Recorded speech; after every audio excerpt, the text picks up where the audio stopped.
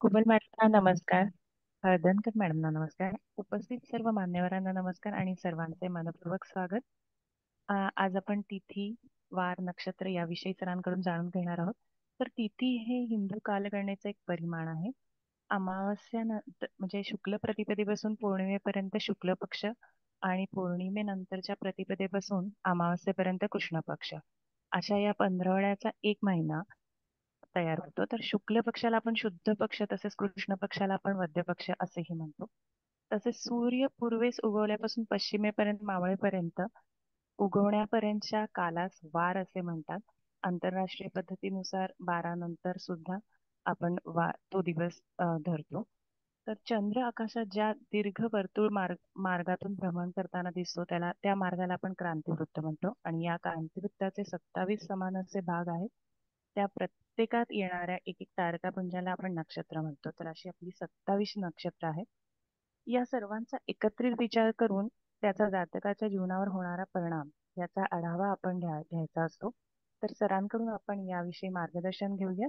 तर नक्षत्र, तिथी आणि वार याच्यानुसार आपण कसं फलित करणार आहोत हे आज आपण शिकूया. तर मी सरांना विनंती करते की त्यांनी आजच्या लेक्चरला सुरुवात करावी. Thank you sir. Thank you madam. धन्यवाद. धन्यवाद मॅडम. तुम्ही स्वागत केलं तर तुमचं पहिल्यांदा मी स्वागत करतो आणि आपले इत्यादी सर्व सभासदांचं स्वागत आहे. त्यामध्ये दळवी साहेब आहेत, कुबल मॅडम आहेत, चव्हाण मॅडम आहेत, देशमुख मॅडम आहेत, हळदणकर मॅडम आहेत, ऑल कुलकर्णी, सगळ्या कुलकर्ण्यांचं स्वागत आहे. तर त्यामध्ये आपल्याला असं आजचा विषय जो आहे तर ती पत्रिका पाठवलेली नाही, पण आता ती पत्रिका जी आहे तर मूळची पत्रिका जी काय आहे त्याच्याबद्दल आपण वाचन करणार नाही आहोत. पण तरी सुद्धा तुम्हाला तारीख मॅडम लावतील आणि त्याच्यानंतर जे काही जे गोचर आहे म्हणजे वर्षफळासाठी त्याला काय करावं आणि त्याच्यातून कसा फलादेश द्यावा. आपला विषय माहिती आहे तुम्हाला की तिथी फार महत्वाची आहे. त्यावेळेला सूर्य कोणत्या राशीत कोणत्या अंशावरती असू शकेल तो एक भाग आहे. दुसरी गोष्ट, उदित लग्न जे त्याचं मूळचं असेल तेच लग्न असायला हवं असा हा नियम आहे. आता इथे मॅडमने पत्रिकाचा जो हे लावलेला आहे तर तो त्या ठिकाणी 24/11/1984 सकाळी 10:44 जन्म आहे आणि मुंबईतला असं लिहा. पण हे ऐनांश सायन आहेत मॅडम, हे गडबड झाली आहे. ऐका ना सर, मग मी तुम्हाला तेच म्हणाले होते ना की मग हीच पत्रिका लावायची का? मग तुम्ही मला हीच दिलीये. बरं ठीक आहे. पण आता आपण ऐका ना, काय आपण ही जरी दिली ना तर आपण नंतर आज हे घेणार आहोत ना ह्याच्याप्रमाणे पुढचं. हा, हा बरं ठीक आहे, ते काढा आता. तर पहिली पत्रिका तर वाचायचा आपल्याला काही संबंध येत नाही. आपल्याला जे वर्षफळ आहे ना हा, ते वर्षफळ ती जातकाचं. लावायची ना. हा, मग ती लावू का आता? हा ती लावा, हरकत नाही, नो हो. प्रॉब्लेम.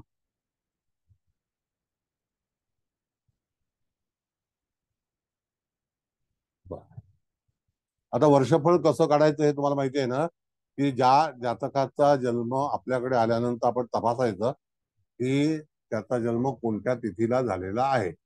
आता त्या ह्याच्यामध्ये आपण पाहिलं तर जातकाची तिथी जी मिळालेली आहे त्या तिथीवरती आपण द्वितीय शुक्ल पक्ष असा विचार केलेला आहे. त्यामध्ये आताची जी तारीख आहे वर्षफळाची ती आहे 3/12/2024. कळलं का? आणि सकाळी 10:33 जन्म वेळ आपण आधारलेली आहे, कारण मकर लग्न असल्यामुळे. कळलं का? आणि मकर लग्न आता आपण मांडा मॅडम, मकर लग्नाची पत्रिका, आणि त्याच्यावर आपण फलादेश द्यायचा आहे. ही जुनी पत्रिका लावू नका ते.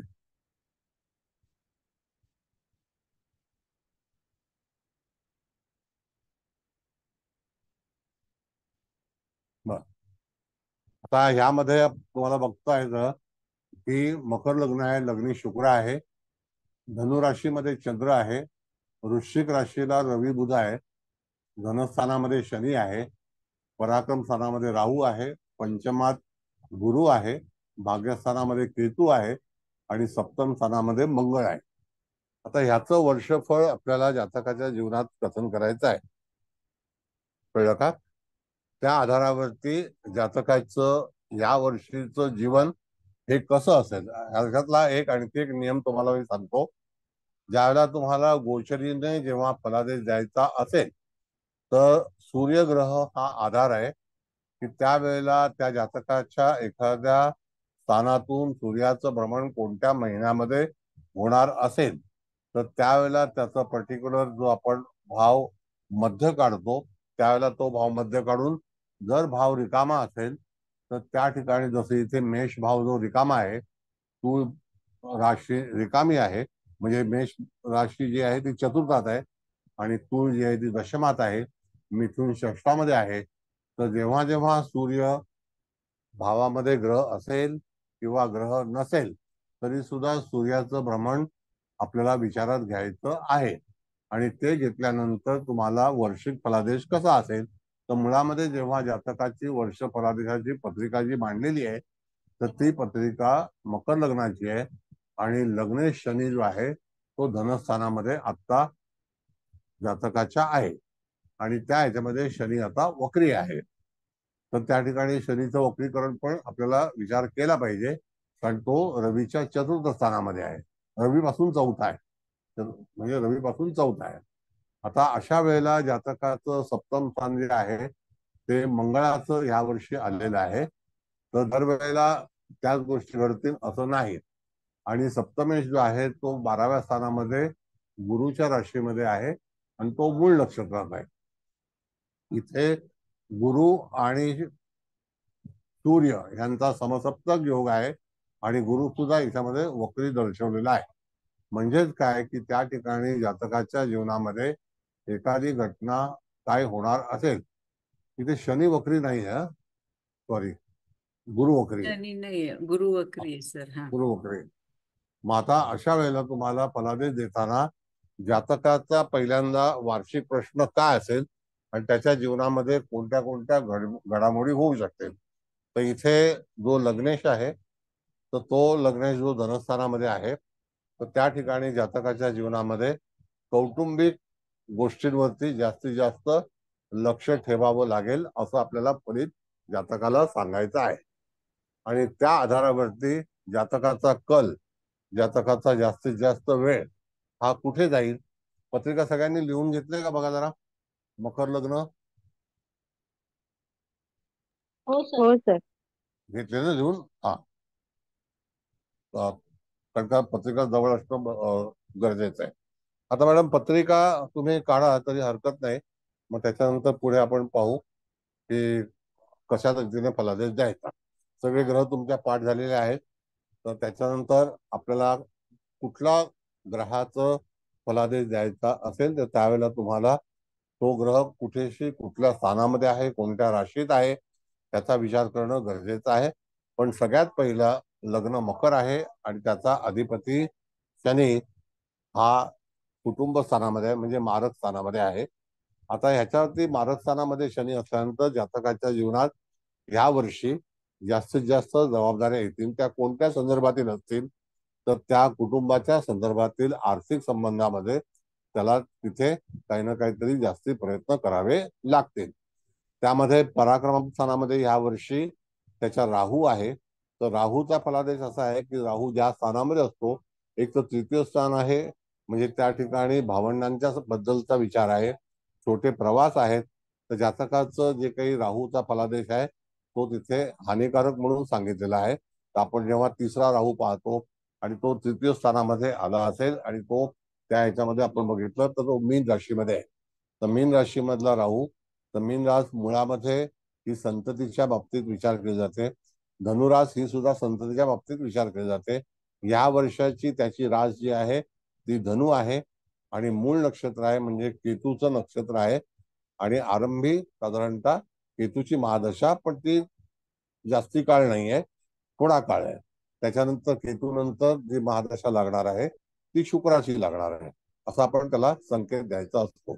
मग अशा वेळेला त्या जातकाच्या जीवनामध्ये कोणत्या कोणत्या घडामोडी होतील. जातकाचा प्रश्न जर चतुर्थ स्थानासंदर्भात असेल तर चतुर्थ स्थानाचा अधिपती हा कोणत्या राशीमध्ये आहे आणि कोणत्या स्थानामध्ये आहे त्यावरून आपल्याला त्याचा विचार करणं अत्यंत गरजेचं आहे. तर ह्या ठिकाणी आपण जर मंगळ पाहिला तर मंगळ हा कोणत्या स्थानामध्ये आपल्याला आढळतो हे पहा तुम्ही. तर त्या सप्तम ठिकाणी सप्तम सप्तमात स्थान आहे आणि कर्क आणि राशी. आणि तो निशेचा आहे, होय. बरोबर आहे की नाही? हम्म. बरं, आता जेव्हा चतुर्थेश मंगळ मकर लग्नाला तुम्ही बघितलं, म्हणजे ज्या कोणाचं लग्न असेल मकरचे, तर त्यांना चतुर्थ स्थान जास्तीत जास्त त्रासदायक ठरतं. आता हे त्रासदायक का ठरतं?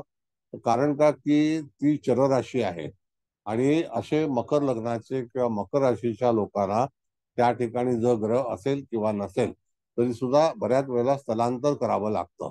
आणि असा हा मंगळ सप्तमात निचेत आहे, तर यदाकदाचित चतुर्थ स्थानाचा अधिपती हा सप्तमात निचेचा असल्यामुळे त्या ठिकाणी या वर्षामध्ये जातकाच्या जीवनामध्ये जोडीदारासंदर्भात काही कलह होण्याची शक्यता दर्शवली जाते.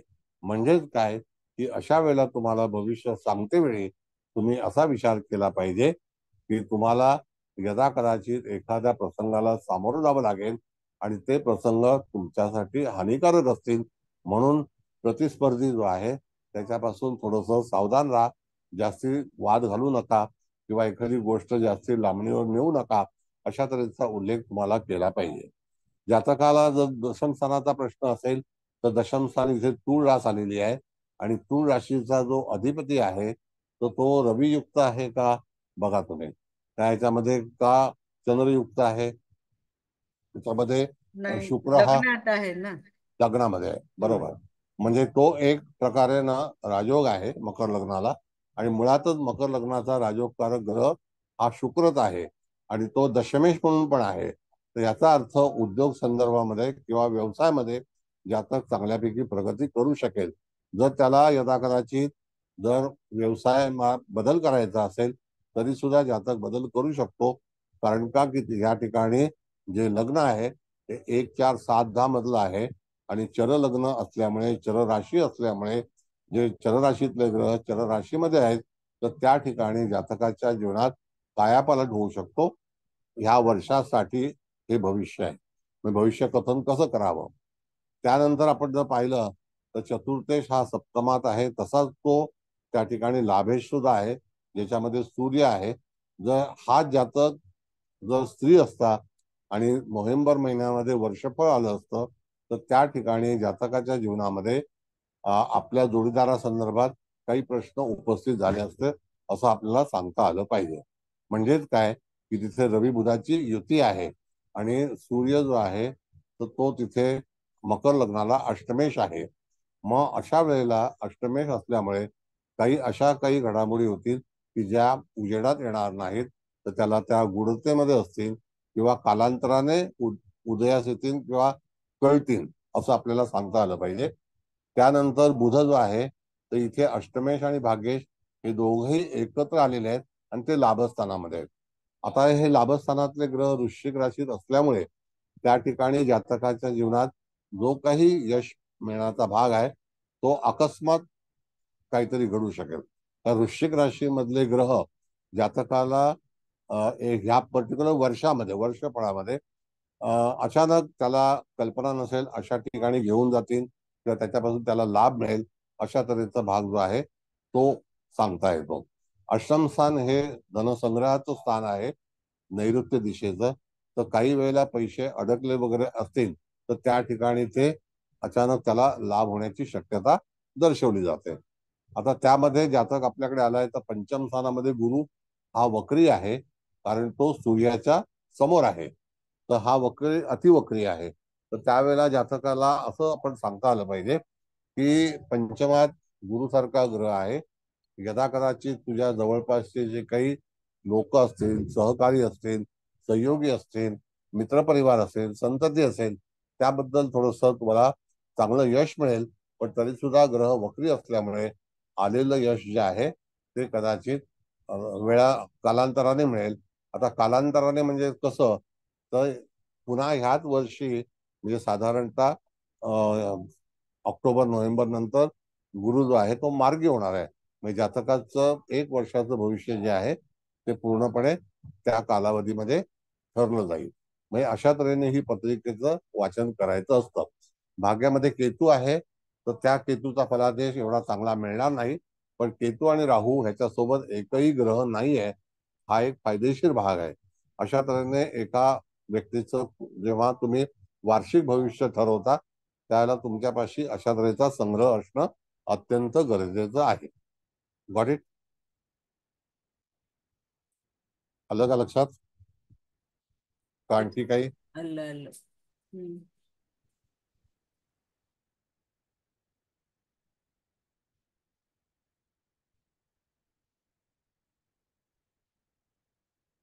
ज्या गोष्टी कळल्या नसतील त्या तुम्ही निश्चितच त्याचा विचारू शकता. आणि सर जेव्हा एक विचारू का? हा बोला. जर लग्नेश शनी द्वितीयात आहे तर मग तो त्याला सपोर्ट करणार नाही का धनाविषयी? म्हणजे धनाचे नाही प्रॉब्लेम वर्षभर नाही पण चालूच राहणार का? नाही, वर्षभर मी त्याला तिथे कसं असतं पण सांगतो तुम्हाला मी. अं, नियम असा सांगतो ज्योतिषशास्त्रामधला, नियोजन मधला, की जेव्हा लग्नेश हा मारस्थानामध्ये, धनस्थानामध्ये किंवा सप्तम स्थानामध्ये असेल तर त्यावेळेला जातकाच्या जीवनामध्ये त्याला जी गोष्ट प्राप्त करायची असते त्यासाठी विलंब लागतो आणि त्या ठिकाणी त्याला वेळ खर्च करावा लागतो, मेहनत जास्ती घ्यावी लागते, पण ती प्राप्त होते ती गोष्ट. म्हणजे धनस्थानामध्ये येणं, मग या वर्षी जे लोकांचं मकर लग्न असेल आणि जेव्हा त्याची जन्माची वेळ किंवा आपण वर्षकुंडली बनवू तर त्याला धनस्थानाचा जो काही फणफर आणि अपोक्लिन स्थानाचा भाग आहे तो त्याला तिथे प्राप्त होतो. बोला. कुटुंबाचे पण प्रश्न उपस्थित होतील ना? होतील. Yes. शनी असं आहे बघा, शनीच्या बाबतीमध्ये तुम्ही बघितलं, शनी, राहू, केतू हे ज्या स्थानामध्ये बसतील त्या ठिकाणी निश्चितच तुम्हाला एखादा जो काही प्रश्न आहे तो निवारण करण्यासाठी विलंब लागेल. अधिकतम तो प्रश्न कधी कधी वाढत जाईल. मग आता इथे आर्थिक काही गोष्टी असेल, कारण धनेश धनात आहे, तर आपण काय म्हणतो की त्या राशीचा स्वामी त्या राशीमध्येच आहे, पण मारक स्थान आपण विसरतो. तर गोचर मध्ये सुद्धा, वार्षिक फळामध्ये सुद्धा, महिन्याच्या फलादेशामध्ये सुद्धा तुम्हाला तिथे मारक स्थान म्हणूनच त्याचा उल्लेख केला पाहिजे आणि विचार केला पाहिजे. हा, ओके भागवत सर. मॅडम बोला. सर नमस्कार. आपण जेव्हा म्हणतो की हे वर्षफळ आहे तर त्याचं मूळ जन्म तारीख 24 नोव्हेंबर आहे आणि या वर्षीची वर्षफळासाठी तारीख आहे 3 डिसेंबर. मग आपण हे वर्षफळ या 3 डिसेंबर पासून पुढच्या 24 नोव्हेंबर पर्यंत असं बघायचं, कारण नाही, पुढच्या वर्षी दुसरा दिनांक येईल ना पुढल्या वर्षी, म्हणून एक विचारलं. मिनिट. आता एक जातक आपल्याकडे आलेला आहे, हा त्याची तारीख आपल्याला माहिती पडलेली आहे, त्याची तिथी माहिती पडली आहे. हा त्याच्यानंतर एका वर्षासाठी म्हणून ते भविष्य ह्या पत्रिकेवरून आपण त्याला रचनात्मक सांगायचं. हा पण समजा तो जातक जर पुढे आला, हम्म पुन्हा मूळ पत्रिका विचारात घ्यायची, पुन्हा तेच ग्रहस्थिती आपल्याला करायची आणि मग ती हम्म 2026 सालची असेल किंवा 2025 सालची असेल तरी बरोबर. सुद्धा तुम्हाला मेथड जी आहे तीच हा वापरायची आहे. पण पर्टिक्युलर एकच जातक पुन्हा एका वर्षाचं पुन्हा फलित द्यायला येईल, विचारायला येईल का, हा एक संशयाचा भाग आहे. हा दुसरा भाग असा आहे की आपण जेव्हा वार्षिक भविष्य जेव्हा पेपरमध्ये वाचतो किंवा इत्यादी ठिकाणी वाचन करतो, बऱ्याच वेळेला सॉफ्टवेअर मध्ये सुद्धा अशी काही निवेदनं किंवा विचार केलेले असतात, मांडलेले असतात, तर त्यावेळेला सुद्धा तुम्हाला त्या पर्टिक्युलर वर्षासाठी म्हणून ही तिथीचाच वापर करायचा आहे. आणि तुमचं म्हणणं असं आहे की पुढच्या वर्षी सुद्धा हेच वापरायचं का, तर ह्याची ही तारीख त्या तारखेपर्यंत आपल्याला भाग असा आहे की तिथी तशी मिळणार नाही. आणि तिथीमधला बदल का होतो हे तुम्हाला मी सांगितलं, कारण चंद्राची गती हा जो भाग आहे, गती म्हणजे त्याचा जो काही कालावधी आहे तो पर्टिक्युलर त्या तारखेला ती तिथी उपलब्ध होत नाही, तेव्हा तुम्हाला पुन्हा दुसरी तिथी ती तिथी निवडावी लागेल आणि वर्षफळ सांगावं लागेल. ओके, ठीक आहे. थँक्यू आलं सर. लक्षात? नाही काही प्रतिप्रश्न आहे का तुमचा? नाही, माझा प्रश्न निराळा होता की आता म्हणजे ह्या बरोबर आहे. वर्षीसाठी त्याचं एक म्हणजे आपल्याला 3 डिसेंबर या वर्षीसाठी आले, मग ते वर्ष आपण पुढच्या वर्षीच्या 24 नोव्हेंबर पर्यंतच पकडायचं ना, असा माझा नाही प्रश्न आहे. नाही नाही नाही नाही नाही, ऐका मग ऐका. पूर्ण आपण हे जे वर्ष कुंडलीचा भाग जो आहे, हा आता आपण कुंडली बनवलेली आहे ती वर्ष फलितासाठी आहे. हा कळलं का? हो वर्ष कसं जाईल. आता जेव्हा जातक 3 नोव्हेंबर नंतर पुन्हा 3 डिसेंबर नंतर पुन्हा आलं त्याच्या हा इन बिटवीन अगोदर आलं तर तुमच्याकडे पत्रिका उपलब्ध आहे, मग तुम्हाला त्या डिसेंबर पर्यंत जावंच लागेल. बरोबर. पण त्याच्यानंतर पुन्हा तुमच्याकडे डिसेंबरची तारीख संपल्यानंतर आलं तर तुम्हाला पुन्हा ती तिथी निवडावी लागेल, त्या तिथीचा शोध घ्यावा लागेल. त्यावेळेला कुंडलीचं लग्न तसंच असेल, पण रास निरळी असेल आणि ग्रह बदललेले असतील. हो बरोबर. कळलं का? म्हणून त्या ठिकाणी तुम्हाला पण 1 वर्षाच्या इन बिटवीन त्या ह्याच्यामध्ये जर एखादी व्यक्ती आली तर तुम्हाला ह्याच पत्रिकेचा उपयोग बरोबर आहे. करून त्याला भविष्य सांगायचं आहे. आता एक नियम ठेवा की तुम्ही हा एखादं रेग्युलर तुमची जर व्यक्ती असेल तर त्याची हा ही पत्रिका तिथे नमूद करून ठेवा. त्याचं हा एक पेज वापरा त्यासाठी, आणि त्याचं वर्ष फलित जे आहे ते तुम्ही त्या वर्षाचं फलित सांगितलं. ओके. हा हा याच्यावरती दुसरा पण प्रयोग सांगतो तुम्हाला.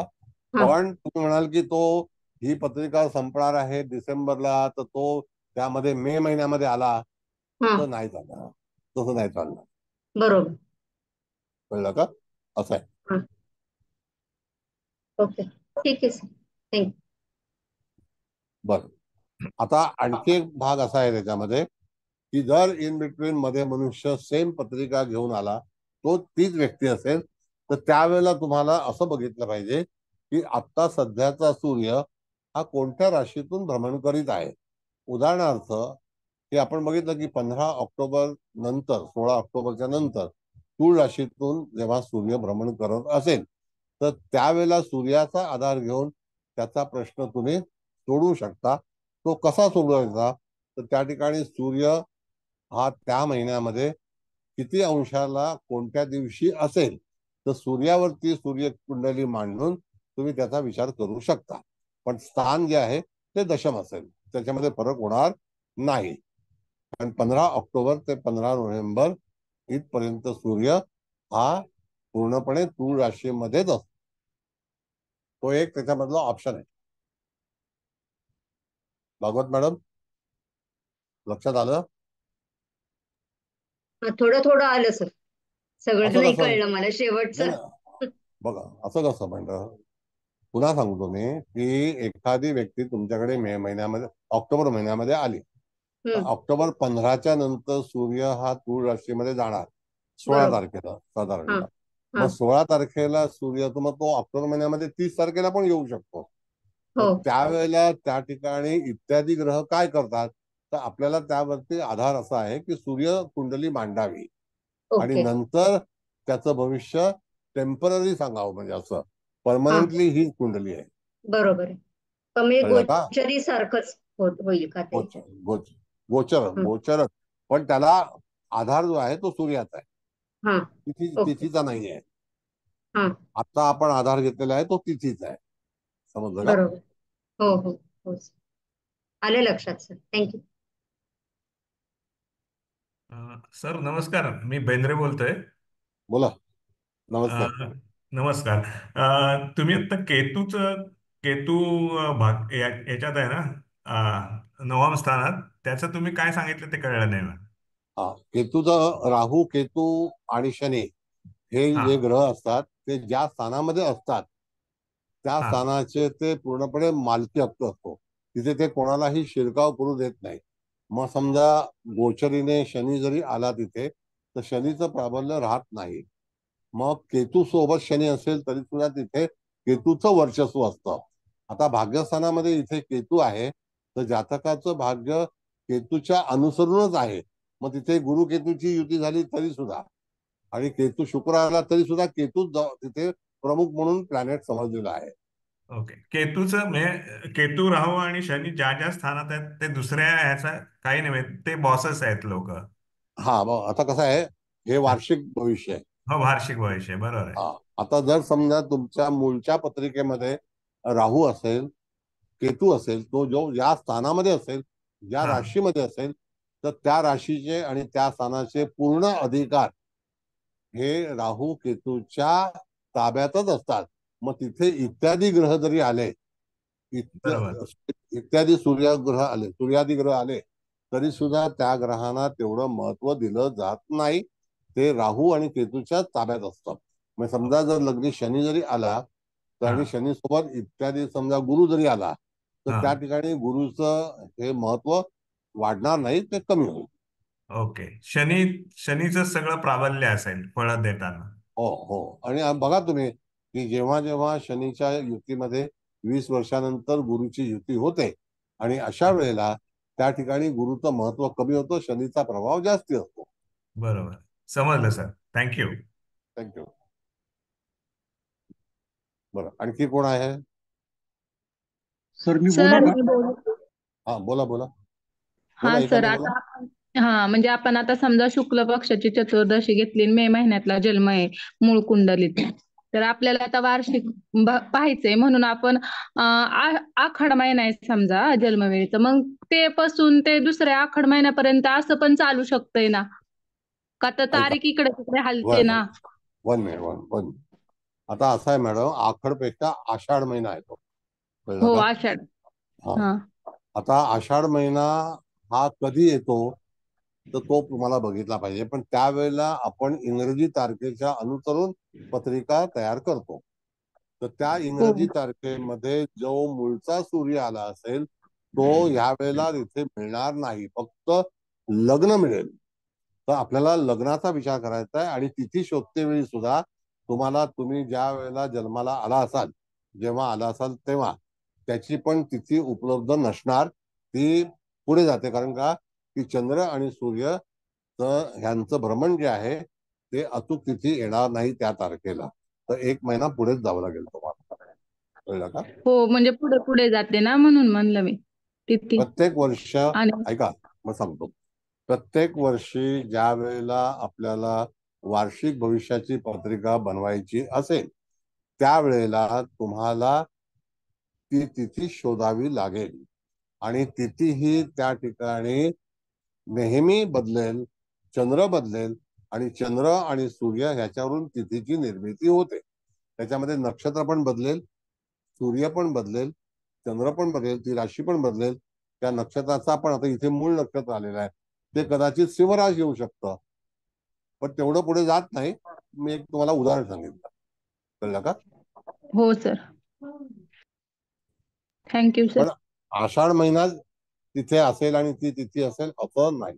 पण तुम्हाला जे तुमचा जन्म इंग्लिश तारखेप्रमाणे आहे की नाही, हो मग इंग्रजी तारखेला अनुसरून ती तिथी तिथे तुम्हाला दिसेल, त्या तिथीवरती पत्रिका तयार करायची, कळलं? हो हो समजलं. सर मी बोलू का? हा, बोला बोला. नमस्कार सर. मला नमस्ते. भाग्यातला जो केतू आहे गुरुच्या दृष्टीत, त्याच्यामुळे या माणसाचं प्रवास होतील का धार्मिक यात्रेच्या बाबतीत, एक. आणि दुसरं, नोव्हेंबर मध्ये सूर्य जातोय तर चंद्रपत्रिकेवरून ते व्यय स्थान येतं आणि शनीच्या दृष्टीत येतं, तर याला परदेश भ्रमणाचा योग काढू शकतो का आपण? असं दोनच. नाही, असं ऐका. हो पहिल्यांदा ह्या वर्षामध्ये केतूचा फलादेश तुम्हाला द्यायचा असेल तर केतू हा त्या ठिकाणी आध्यात्मिकरित्या तुम्ही विचार करू शकता, एखादी यात्रेचा विचार करू शकता. पण भाग्या संदर्भात तुम्हाला विचार करायचा असेल तर त्यावेळेला केतू ज्या राशीमध्ये आहे तर त्या ठिकाणी तुम्हाला तुमचा भाग्योदय या वर्षी परिवर्तित होणार नाही, तिथे तुम्हाला थांबावं लागेल, असा भाग आहे. म्हणजे तिथे भाग्यासाठी विजन तुम्ही करू शकत नाही. आता तुमचं म्हणणं असं आहे की लग्नी रवी मांडल्यानंतर त्या महिन्यामध्ये यदाकदाचित जर केतूचा बदल झाला आणि तो सिंह राशीत आला तर त्याचे नियम बदलतात, कळलं का?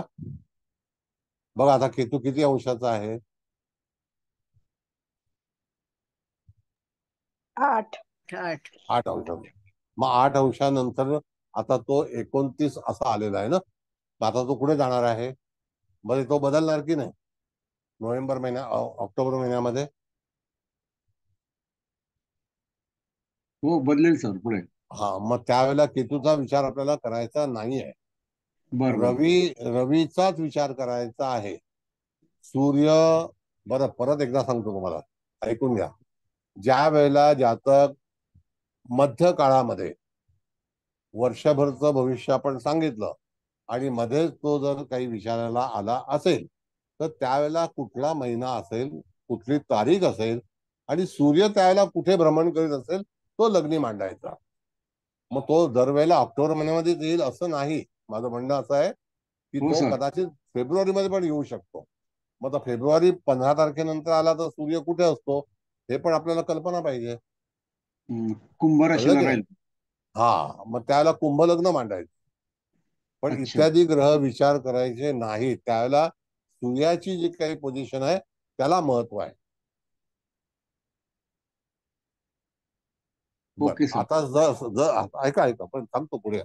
आता जर ओके सर. समजा सूर्य लग्नी मांडायचा नसेल आणि त्याच वेळेला ह्यातला सूर्य जो आहे तो वृश्चिकेला आहे आणि जातक आपल्याकडे 4 महिन्यानंतर आला तर वृश्चिकेतून 4 महिन्यामध्ये म्हणजे मीन राशीमध्ये जाईल की नाही सूर्य? हो सर. मग तिथे राहू आहे की नाही? हो, राहूचं प्रमाण आहे. मग त्या राहूच्या ठिकाणी राहू असल्यामुळे त्या ठिकाणी जातक जरी आला तरी सुद्धा त्यावेळेला तुम्हाला चांगला फलादेश द्यायला अधिकार नाही, त्याला मिळणार पण नाही. जेव्हा तो मेषेला येईल त्यावेळेला जातकाच्या जीवनामध्ये बदल घडवू शकेल असं आपण त्याला सांगायचं. तो म्हणेल ना की ह्या वेळेला का नाही होणार, मग कधी होणार? मग त्यावेळेला तुला 15 एप्रिल नंतर होईल. कळलं का? हो सर.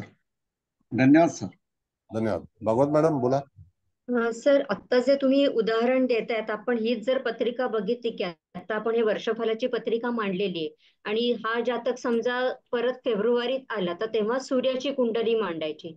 पण मग तेव्हा तो दिनांक घ्यायचा का ही तिथीच तेव्हा बघायची? काय एक मिनिट थांबा, एक मिनिट थांबा.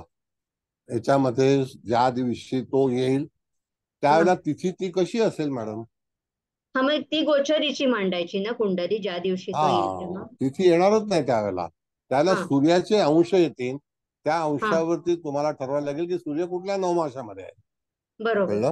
हा बरं, आता तुम्ही समजा महिना सांगितला, ज्याचा त्या हा महिन्यामध्ये आलाय, तर हा पहिल्यांदा विचार असा आहे, नियम नियम हा की हा तो सूर्य हा कोणत्या स्थानातून भ्रमण करणार आहे.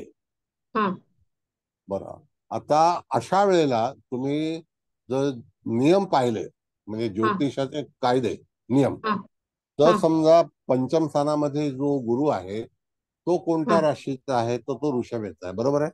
हो वृषभेला रवी हा 15 मे नंतर येणार आहे. हो बरोबर? बरोबर. हा आता त्या 15 मे नंतर तुम्ही जातकाला सांगू शकता की तो रवीच्या याच्यावरून ओव्हरलॅपिंग करणार आहे गुरुवरून, हा सॉरी हा गुरुवरून. हो तर त्या हो दरम्यान तुझं पंचम स्थानातलं जे काही कार्य असेल तर हा त्याला तिथे तुला चांगला पैकी फलादेश मिळेल. आता जर बरोबर. समजा एखाद्या वेळेला व्यक्ती आली, आपण प्रश्नकुंडली बनवली, हा प्रश्नकुंडलीमध्ये बऱ्याच गोष्टी पाहता येतात. आता हम्म जर एखादी व्यक्ती संततीच्या दरम्यान आली असेल आणि ती म्हणाली की मला संतती नाही होत, कधी मी हे घेऊ, तर त्यावेळेला हा तुम्हाला सांगू शकता 15 मे नंतर तुम्हाला गुरुची जी डिग्री आहे ती तपासता आली पाहिजे. आता जर बरोबर. मला तुम्ही असं सांगा मॅडम की त्या हा ठिकाणी गुरु मुळात आहे, हा गॉट इट, हो हो वर्षभर राहणार आहे हे पण हो नक्की आहे, हो. मग मला सांगा की गुरु किती अंशाचा पकडू? अं, आता तो फेब्रुवारीत जर आला असेल तर तो गुरु ऑलरेडी नाही नाही, एक मिनिट, मे महिन्यामध्ये हा आलेला आहे 2 तारखेला. हा वृषभेत, कारण आपण परत पुढचा मे बघितला तर तो गुरु तर मिथुनेत जाईल ना पुढच्या मे मध्ये. हो हो, मग मी काय सांगितलं तुम्हाला मॅडम, ऋषभेतलाच व्यक्ती 15 मेला आलेला आहे. हा 2025 लाच 15 मे येईल, आता अगोदर येणार नाही. हो आहे की नाही? हो तर त्यावेळेला पंचम स्थानामध्ये गुरु आहे का? नसेल. हा मिथुनेला जाईल ना तो तोपर्यंत. तेच सांगतो ना मी की नसेल. हा बरोबर आहे? पण हो पंचम स्थानाचं फळ देताना त्यावेळेला तिथे गुरु असायला हवा. हो बरोबर. मग तो नसेल. आता सांगतो तुम्हाला एक, हा जसं की मिथुनेला गुरु जाईल, बरोबर आहे की नाही? हो हो मग गुरु मिथुनेला जेव्हा जाईल तर त्यावेळेला सूर्य हा हा जून महिन्यामध्ये असेल का? तर तुम्ही पहा, पहिल्यांदा जेव्हा गुरु प्रवेश करतो हा त्याच्या मागे रवी असतो. हो कळलं की नाही? हो. कन्या रास आपल्याला काय दाखवते, कुठला महिना दाखवते, तर जून महिना दाखवते. हा. पहिली गोष्ट की गुरुला 13 महिने का सांगितलेले आहेत. हा. आपण वर्ष वर्ष म्हणतो, बरोबर. पण 2025 ज्याच्याकडे पंचांग असेल त्याने पंचांग उघडावं आणि पाहावं की जून महिन्यामध्ये गुरु हा राशांतर केलेला आहे का.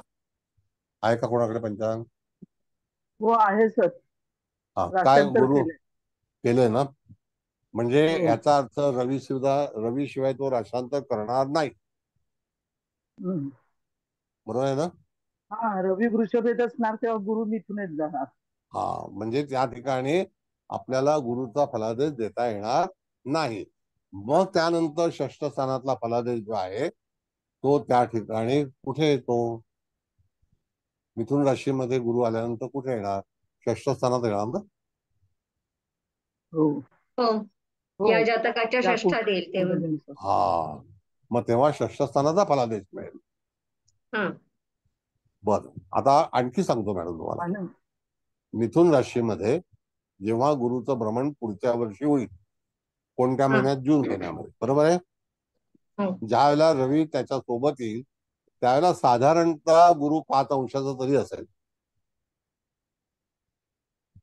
बरोबर आहे. साधारणतः गुरु 5 अंशाचा असेल. म्हणजे काय असेल तर 21 जूनच्या दरम्यान, चव्हाण मॅडम, 21 जूनच्या दरम्यान पत्रिकेमध्ये बघा की गुरु आणि रवीची युती किती अंशामध्ये आहे. 21 जूनला 5 अंशाचा रवी आणि गुरु 8 अंशाचा. हा, म्हणजे जवळपास येत आहेत ना ते. हो हो, जवळपास हा, येतं. मग तुम्हाला म्हणजे अशा तऱ्हेने, हा बोला बोला बोला बोला. 26 तारखेपर्यंत त्याची युती होईल. हा, म्हणजे त्या ठिकाणी तुम्हाला फलादेश देतेवेळी हा आधार घ्यायचा आहे. पण तो फलादेश षष्ठ स्थानातला असेल, पंचम स्थानातला नसेल. आले कळलं लक्षात का. सर. हो हो, चांगले लक्षात आले सर. थँक्यू. हा, तो षष्ठ स्थानातला फलादेश असेल, पंचम स्थानातला नाही. म्हणून ग्रहाचं ट्रान्झिट जे आहे, खगोल, हे आपल्याला बरोबर ओळखता आलं पाहिजे. आता मी तुम्हाला सांगितलं पंचमातला की गुरु जो आहे. हा. हा, हा बोला सर, काय बोला आलं. बोला. हा, नाही नाही, पंचमातला गुरु हा मूळचा 22 अंशाचा आहे ना, तर रवी त्याच्यावरनं 7 जूनला जाईल तेव्हा फलादेश मिळेल.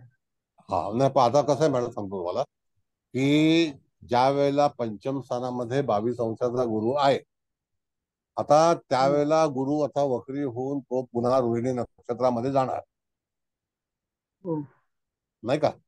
पण तेव्हा मे हो. महिना उजाडणार नाही. हम्म. कसं असेल, तर गुरु नोव्हेंबरमध्ये हे होणार ना. होय सर, तो ऑक्टोबर मध्ये वक्री होऊन परत डिसेंबरला मार्गी होते पुढल्या वर्षी. हा, म्हणजे तिथे मे महिना येणारच नाहीये. म्हणजे नाही, रवी यावर्षी बघा. सांगतो. हा, बरोबर आहे मॅडम. बघा, परत सांगतो तुम्हाला मी, तुम्हाला जर खगोलची माहिती नसेल तर फ्युचर सांगू शकणार नाही. एकदा गुरु रवीची भेट झाल्यानंतर त्यांची पुनर्भेट जी आहे ती दुसऱ्या राशीमध्ये होते. आलं लक्षात.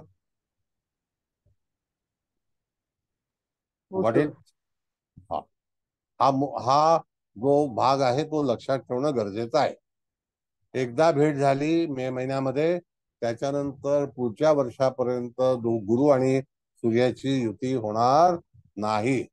समसप्तक होईल, नवपंचम होईल, एका तत्वामध्ये येतील. कळलं. आता समसप्तक आहेत म्हणून गुरु वक्री आहे. आलं का लक्षात. या पत्रिकेमध्ये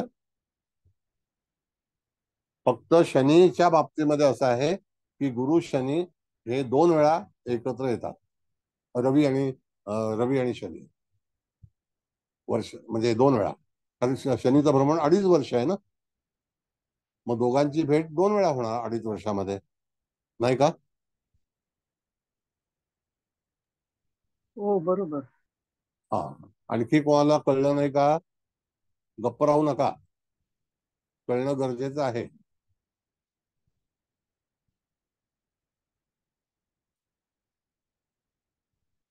लक्षात येतंय. हो सर. सर, छान समजतंय. सर एक प्रश्न विचारू? हा बोला बोला बोला बोला. नमस्कार सर. नमस्ते. माझ्याकडे ना सेम अशीच कुंडली आहे, म्हणजे पण ती स्त्री जातक आहे. मूळ कुंडलीचं हे मकर लग्न आणि लग्नेश शनी द्वितीया ते. आता आपण ही जी मांडली ना गोचर 3/12ची तशी, तर त्यांचा त्या स्त्री जातकाचा 94चा जन्म आहे, सप्टेंबर. तर तिथीप्रमाणे कृष्ण सप्तमी आहे त्यांची. तर मग आता आता जे येते तर 3 जानेवारीला येते ती तिथी. म्हणजे बरोबर आपण तिथीचा आणि लग्न तसं यायला पाहिजे तसं बघतो ना. बरोबर तर बरोबर. त्याप्रमाणे गोचर फिरून त्यांचा मग फलादेश ह्या वर्षीचा 3/1/24 ह्याच्याप्रमाणे आपल्याला सांगता येईल का सर? Yes. आता बघा, मकर लग्न आहे नक्की. 1993-94चा जन्म आहे हे पण नक्की. 94. हो हो 94 बरं. सप्टेंबर महिना पण नक्की. हो. मग आता अष्टमात रवी आहे का भाग्यात रवी आहे? भाग्यात रवी आहे. भाग्यात भाग्यात आहे. रवी आहे, बरोबर आहे. आता तो हो भाग्यात रवी आहे म्हणजे त्या ठिकाणी आपण बघितलं तर लग्नाच्या तो नवपंचम योगामध्ये आणि एकाच तत्व लग्नाच्या, लग्नेशाच्या हो नाही, हो लग्नाच्या. बरोबर आहे, लग्नाच्या. हो मग आता अशा वेळेला तुम्हाला भाग्याची फळं रवीवरून चांगली मिळतील. कळलं? हो हो सर. केव्हा मिळतील? तर भाग्यामध्ये त्या ठिकाणी 15 सप्टेंबर ऑनवर्ड्स. आता 15 सप्टेंबर येईल की नाही? हो सर. हा, पण मग सर आता गोचर प्रमाणे आपलं राहू केतूचं भ्रमण मीनेतून आणि कन्येतून, मग त्यात मग तिथे तिथे आपल्याला अधिकार, तिथे अधिकार अधिकार नाही. थांबतात. हो तिथे अधिकार कमी होतील, तिथे कमी होतील. म्हणजे तिथे रवी हा जो आहे तो तिथे फळ देण्यास समर्थ नाही. म्हणजे या म्हणून वर्षीचा त्यांचा म्हणजे भाग्याच्या विषयी थोडं फलितात कमतरता येईल असं म्हणायला हा हरकत म्हणजे नाही ना. म्हणजे मनासारखं एखादी गोष्ट बघा, कधी कधी आपण विचार करतो एखादा प्रोजेक्ट असतो तो आपल्याकडून होत नाही पूर्ण. त्याला कारण काय असतं? कारण ग्रहस्थितीत मुळामध्ये दूषित झालेली असते, ती सपोर्ट करत नाही. आणि ज्योतिषातले नियम असे आहेत की जे ग्रह आहेत त्यांचं जे मत आहे ते ठरवतील तेच आपल्याला भोगावं लागतं, एवढं निश्चित. हो हो सर, बरोबर एकदम. कळलं का? आता आपल्याकडे महाराष्ट्रात निवडणुका ऑक्टोबरमध्ये होणार होत्या. आता त्या कधी फेब्रुवारीमध्ये हो होतील काही सांगता येत नाही. बरोबर आहे. काही भरोसा नाही आहे. कारण का की ग्रह तसं सांगतायत. मग आता त्यावेळेला तुम्हाला एखाद्या व्यक्तीला नोकरीचं लेटर मिळेल का मिळणार नाही हे तुम्ही त्या सप्टेंबर महिन्यामध्ये सांगू शकत नाही. रवी आणि शनी हे सरकारी नोकरीतले कारग्रह आहेत. आता जसं की ही जी व्यक्ती आहे तुम्ही सांगितलेली मूळच्या पत्रिकेतली, यांच्या फॅमिलीमध्ये सरकारी क्षेत्रामध्ये कोण काम करत आहे का? हो आहे. आहे ना. हा हो फलादेश आहे. झाला, हा फलादेश झाला. बरं. आता बरोबर. समजा एखादी व्यक्ती आपल्याला विचारते की बाबा मला सरकारी नोकरी लागेल का? तर त्या ठिकाणी तुम्हाला उपलब्धता असणं गरजेचं आहे. अच्छा. कळलं? हा, हो सर. उपलब्धता असणं गरजेचं आहे, नाही तर होत नाही. आता सरकारी नोकऱ्या मिळतील का? नाही मिळत. आता हो सरकारी नाहीच, ते पण कॉन्ट्रॅक्ट मध्येच गेलंय सगळं. येस, हा फार प्रॉब्लेम आहे. पण हम्म. तरी सुद्धा जर समजा एखादी व्यक्ती तुमच्याकडे आली आणि तिचा संततीचा विषय असेल, त्या संततीच्या बद्दल माझं या वर्षीचं नियोजन कसं असेल, तर त्याला तुम्हाला गुरुकडेच जायला. पण पंचम स्थान हे प्रामुख्याने आपण संततीचा विचार करतो. मग आता मगाशी आपण विचार केला की पंचम स्थानामध्ये जेव्हा सूर्य येणार आहे त्यावेळेला तिथे गुरु नसणार, ही आपल्याला हो हो भविष्यातली सर, माहिती असणं गरजेचं आहे. गरजेचं आहे. नाही तर आपण फक्त हा हा होईल त्या मे महिन्यामध्ये, पण मे महिन्यामध्ये तिथे सूर्य आला तर गुरु नसणार, बरोबर. असं आहे. हो सर, म्हणून तुम्ही तिथले नेहमीच सांगता रवीचं आणि गुरुचं नेहमी हे बघत चला. बऱ्याच लेक्चर मध्ये तुम्ही त्याच्यावरती, आणि गुरु वक्री होईल तो एक, आणि शनी, मोठे मोठे ग्रह जे कसे ट्रान्झिट ते तुम्ही लक्षात ठेवा, हे तुम्ही नेहमी सांगता. आता दुसरा भाग मी तुम्हाला आणखी सांगतो मॅडम, की जेव्हा शनी राशांतर करतो त्यावेळेला तुम्ही बघा, आता या वेळेला मार्च 25ला मला वाटतं शनीचं भ्रमण. श्रावण मॅडम, किती तारखेला आहे शनी राशांतर? मार्च 25, 30, मार्च 29 मार्च 2025 ला. 29 मार्चचा जर आपण विचार केला तर त्यावेळेला त्या ठिकाणी कुंभ राशीमध्ये, तिथून मीन राशीमध्ये शनी येणार की नाही? हो सर. बरोबर आहे. एक हो. मिनिट, वाक्य बरोबर ऐकणे. 29 मार्चला रवी हा अगोदर प्रवेश करेल, कारण रवी 15 तारखेला प्रवेश करेल आणि शनी हो 29 15 मार्चला मार्च. प्रवेश करेल. म्हणजे हो सर. त्या ठिकाणी 29 आणि 15 मध्ये 13 दिवसाची तफावत आहे, हो नाही का? 13 ते 14 दिवसाची हो सर. तफावत आहे की ते नाही? 14 दिवसांची. हो म्हणजे 13. शनी नंतर करतो राशांतर, पहिला रवी करतो. पण गुरु मध्ये तसं नाही, पहिला गुरु करतो आणि मग रवी करतो. कळलं? हो सर, हा महत्वाचा फरक आहे, तो लक्षात घेतलाच पाहिजे नेहमीच. तो खगोलाचा भाग घेणं गरजेचंच आहे. हो सर, खूप छान. बरं, आता आज जाता जाता एक Thank you. विषय शिकवून जातो तुम्हाला. असं आहे मॅडम, की ज्याप्रमाणे आपण कालचा विषय घेतला ताराचक्र, काल होतात ना तुम्ही? हो हो सर. हो सर. आता ताराचक्राचा आपण विचार घेतला तर आपण ताराचक्र हे चंद्रावरून तयार केलं, बरोबर आहे? बरोबर. एक पद्धती अशी आहे वर्ष कुंडलीमध्ये, ताराचक्र हे सूर्यावरून तयार करायचं. जन्म, संपत, विपत, क्षेम, प्रत्ययी, साधक, वध, मित्र, अधिमित्र. त्यावेळेला सूर्यापासून, आता शुक्र आणि बुध तर जवळच असणार, एक तर ते हो संपत मध्ये असणार किंवा विपत मध्ये असणार, बरोबर. बरोबर आहे? मग आता हो त्या सर. विपतचा किंवा संपतचा फलादेश दिला,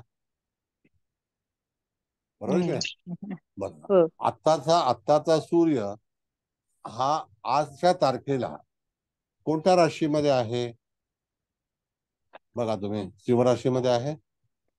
हो शिवेत. हो सर, सिंह. शिवेत आज. शुक्र जो आहे, शनी जो आहे तो कुंभ राशीत आहे. हो बरं, त्याच्या वेळेला तुम्हाला समसप्तक योग होतो. होतो. हो, समसप्तक योग आहे. समसप्तक होतो. मग आता तसं नाही करायचं. काय करायचं सांगतो मला मी. तिथपासून तुम्हाला ही जी नक्षत्र आहेत, तर आजच्या 6 तारखेला सूर्य कोणत्या नक्षत्रामध्ये आहे? तर पूर्वामध्ये आहे. पूर्वामध्ये आहे. पूर्व फाल्गुनी. मग पूर्वा फाल्गुनी नंतर ज्या वेळेला आपण पूर्वाषाढामध्ये जाऊ तेव्हा जन्म संपतला अधिमित्र येणार, बरोबर आहे? हो बरोबर आहे की नाही? हो सर. त्याच्यानंतर आजचा शनी हा उत्तरामध्ये आहे का पूर्वामध्ये आहे? पूर्वामध्ये आहे. म्हणजे त्यावेळेला तो मित्र मध्ये आहे. तो जेव्हा उत्तरामध्ये जाईल, बरोबर आहे? हो उत्तरामध्ये जाईल ना, बघा. हो पूर्वानंतर शततारका उत्तरामध्ये जाईल. हो सर. हो पूर्व भाद्रपदानंतर उत्तर. 4 चरणाचं शततारका आहे आणि हो त्रिपाद जे आहे ते पूर्व आहे. पूर्व भाद्रपदा. हो त्याच्यानंतर उत्तरा भाद्रपदा लागेल. हो मग त्या दरम्यान जेव्हा सूर्य हा जेव्हा येईल तोपर्यंत शनीची गती जी कमी असेल, ज्या वेळेला तो ताराचक्राच्या अनुसरून, सूर्याचं ताराचक्र जेव्हा तो तिथे येईल त्याच वेळेला राशांतर होईल, त्याशिवाय होणारच नाही.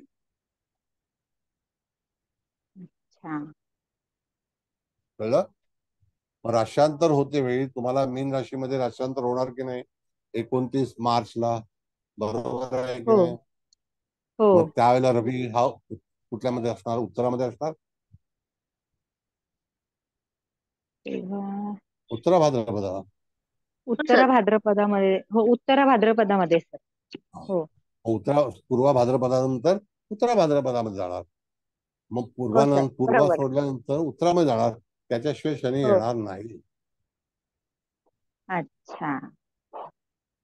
हा त्या रवीच्या ताराचक्राचा एक सिक्वेन्स आहे. मग आपल्याला फ्युचर सांगते वेळी तुम्हाला तुमच्यापाशी साहित्य किती आहे. म्हणून खगोलीय जी गती आहे किंवा त्याचा जो स्पीड आहे तो तुम्हाला धनुराशीमध्ये वेगळा मिळेल. पंचांग तुम्ही उघडून बघा, 15 डिसेंबर नंतरचं पंचांग उघडून बघा. जेव्हा सूर्य धनुराशीमध्ये असेल त्यावेळेला शनीची गती तपासा, त्यावेळेला गुरुची गती तपासा. तर ही गती काढते वेळी तुम्हाला ते लोक ताराचक्राचा आधार घेऊनच गती ठरवतात, पंचांग करते. अच्छा. पंचांग करते. म्हणून त्याकरता तुम्हाला चव्हाण मॅडमने शिकवलं असेल तर जी गती बदलते तर ती गतीमध्ये फरक पडतो. बदलते म्हणजे फरक पडतो. त्याला कारण काय असतं की ज्याची मोमेंट जी ताराचक्राप्रमाणे नक्षत्रामध्ये जी असते तसे पुढच्या नक्षत्राच्या ग्रहाची, पुढच्या नक्षत्रामध्ये असणाऱ्या ग्रहांची गती म्हणजे स्पीड मध्ये बदल होत असतो. त्याच्यातील पुढचे ग्रह जे आहेत ते मंगळ, गुरु आणि शनी. राहू केतूमध्ये फरक पडत नाही, पण ते सूर्यादी ग्रह नाहीत. आता हे 3 ग्रह झाले, त्यांच्यामध्ये बदल का होतो गतीमध्ये? कारण ते कक्षेच्या पलीकडचे ग्रह आहेत. त्यानंतर चंद्र, बुध, शुक्र हे 3 ग्रह झाले की नाही? हो सर. ते सूर्याच्या जवळचे आहेत. चंद्र आपल्या गतीने स्वयं चालतो कारण तो पृथ्वीच्या जवळचा ग्रह आहे. कळलं? हो हो हे हो. खगोल तुम्हाला माहिती असणं गरजेचं आहे. हा विभाग खगोली आहे. म्हणून तुम्ही जर पंचांग तपासलं ना मॅडम, तर जेव्हा जेव्हा तिथी येते त्यावेळेला एखादी तिथी क्षय होते किंवा एखाद्या तिथीमध्ये त्याचं भ्रमण काळ जो आहे तो 22 तासाचा असतो, कधी कधी 24 तासाचा असतो, कधी 24.5 तासाचा असतो. त्याला कारण अशीच आहेत की सूर्याच्या गतीवरती त्याची गती अवलंबून आहे, सूर्याच्या अंतरावरती. कळलं? हो सर. हे थँक्यू माहिती सर. असणं गरजेचं आहे. धन्यवाद. नाही, हे माहिती हो असणं छान गरजेचं सर. आहे नाही नाही तुम्हाला. सर. हो. आणि तुम्ही सांगत असताना प्रत्येक लेक्चर मध्ये असं नेहमीच हे उल्लेख असतात तुमचे, त्यामुळे Yes. ते आता आम्हाला समजत चालले सर. बघा कसं आहे सांगतो तुम्हाला. जास्त नाही पण थोडं थोडं समजायला लागले सर. नाही, समजेल समजेल समजेल. असं आहे की आताचा ग्रह कोणत्या नक्षत्रात आहे त्याची सिक्वेन्स बघायची. ह्याच्या अगोदर मघामध्ये होता त्याला मूळ हो. मध्ये असणाऱ्या ग्रहाची चाल बघायची, म्हणजे स्पीड बघायचा. पण मूळ राशीमध्ये नक्षत्रामध्ये आता कुठलाही ग्रह नाही आहे का? नाही. धनुराशीत नाही आता मध्ये नाहीये. नाहीये. नाही आहे. नाही. मग तिथे काय बघण्याचा प्रश्नच येणार नाही. प्रश्नच नाही. हो सर. कळलं का? म्हणून आकाश पाठ करते वेळी तुम्हाला अशा रीतीनेच करायला हवं. हो सर. बरं, आता वार्षिक फळामध्ये आपल्याला विचार करायचा आहे. तर कोणीतरी कुठल्या तरी तर त्याच्या स्थानाचं. आधी एक प्रश्न मी विचारते. बोला. आता तो 30 तारखेला हे होणार आहे ना बदल, 2025च्या 30 मार्चला, 29-30 मार्चला. तर तेव्हा अमावस्या असणार आहे त्याच दिवशी, हा. आणि त्याच दिवशी शनी बदलतोय. तर असा शनी, चंद्र जागतिक आणि रवी. ह्याच्यावरती खूप परिणाम होईल ना? हो, शनी सगळेच ग्रह आहेत चंद्राची त्याच्यामध्ये. युती. शनी रवी, चंद्राच्या शनी, युतीचा. राहू, चंद्र, बुध, शुक्र त्याच वेळेला त्याच दिवशी शनी बदलतोय अमावस्येला. हो हो. आणि काहीतरी फरक 5 ग्रह. पडेल ना असं? येस, नक्की. कदाचित 5 5वा ग्रह ग्रह पण असेल. आहे ना, सगळेच आहेत आहे. तिथे मंगळ सोडून. म्हणजे आता तुम्हाला मंगळ मॅडम आणि गुरु सोडून. आगाऊ सूचना तुम्हाला मिळत आहेत बघा. तुम्ही जागतिक हो हो. इन्फॉर्मेशन तुम्हाला मिळतच आहे.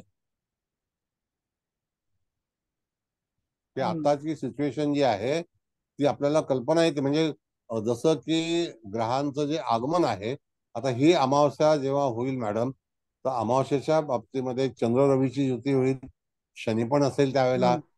मग आता असं बघितलं तर मी तुम्हाला सांगतो, अशी ही अमावस्या मॅडम तुम्ही बघितलीत ना, तर तुम्हाला ती 1979 साली पण आढळेल, ऑगस्ट महिन्यामध्ये.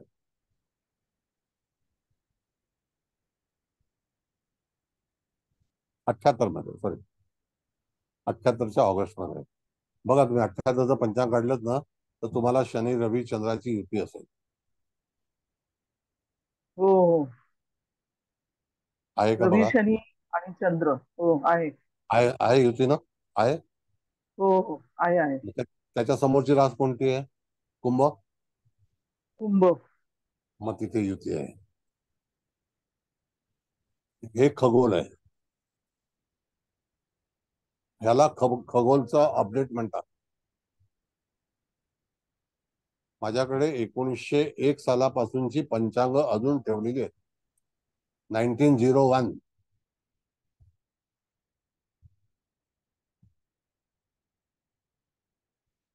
म्हणजे हे ग्रहाचे जे नियम आहेत ना मॅडम, ते आपल्याला कधी त्रास देतील, कधी घटना घडवतील, कधी बऱ्या वाईट घटना होतील. आता आपण मूळ विषयाकडे पुन्हा जाऊया. आणखी काय विचारायचं असेल तर विचारा. तुम्हाला आता बोललेलं कळलं का व्यवस्थित? सांगा. बोला.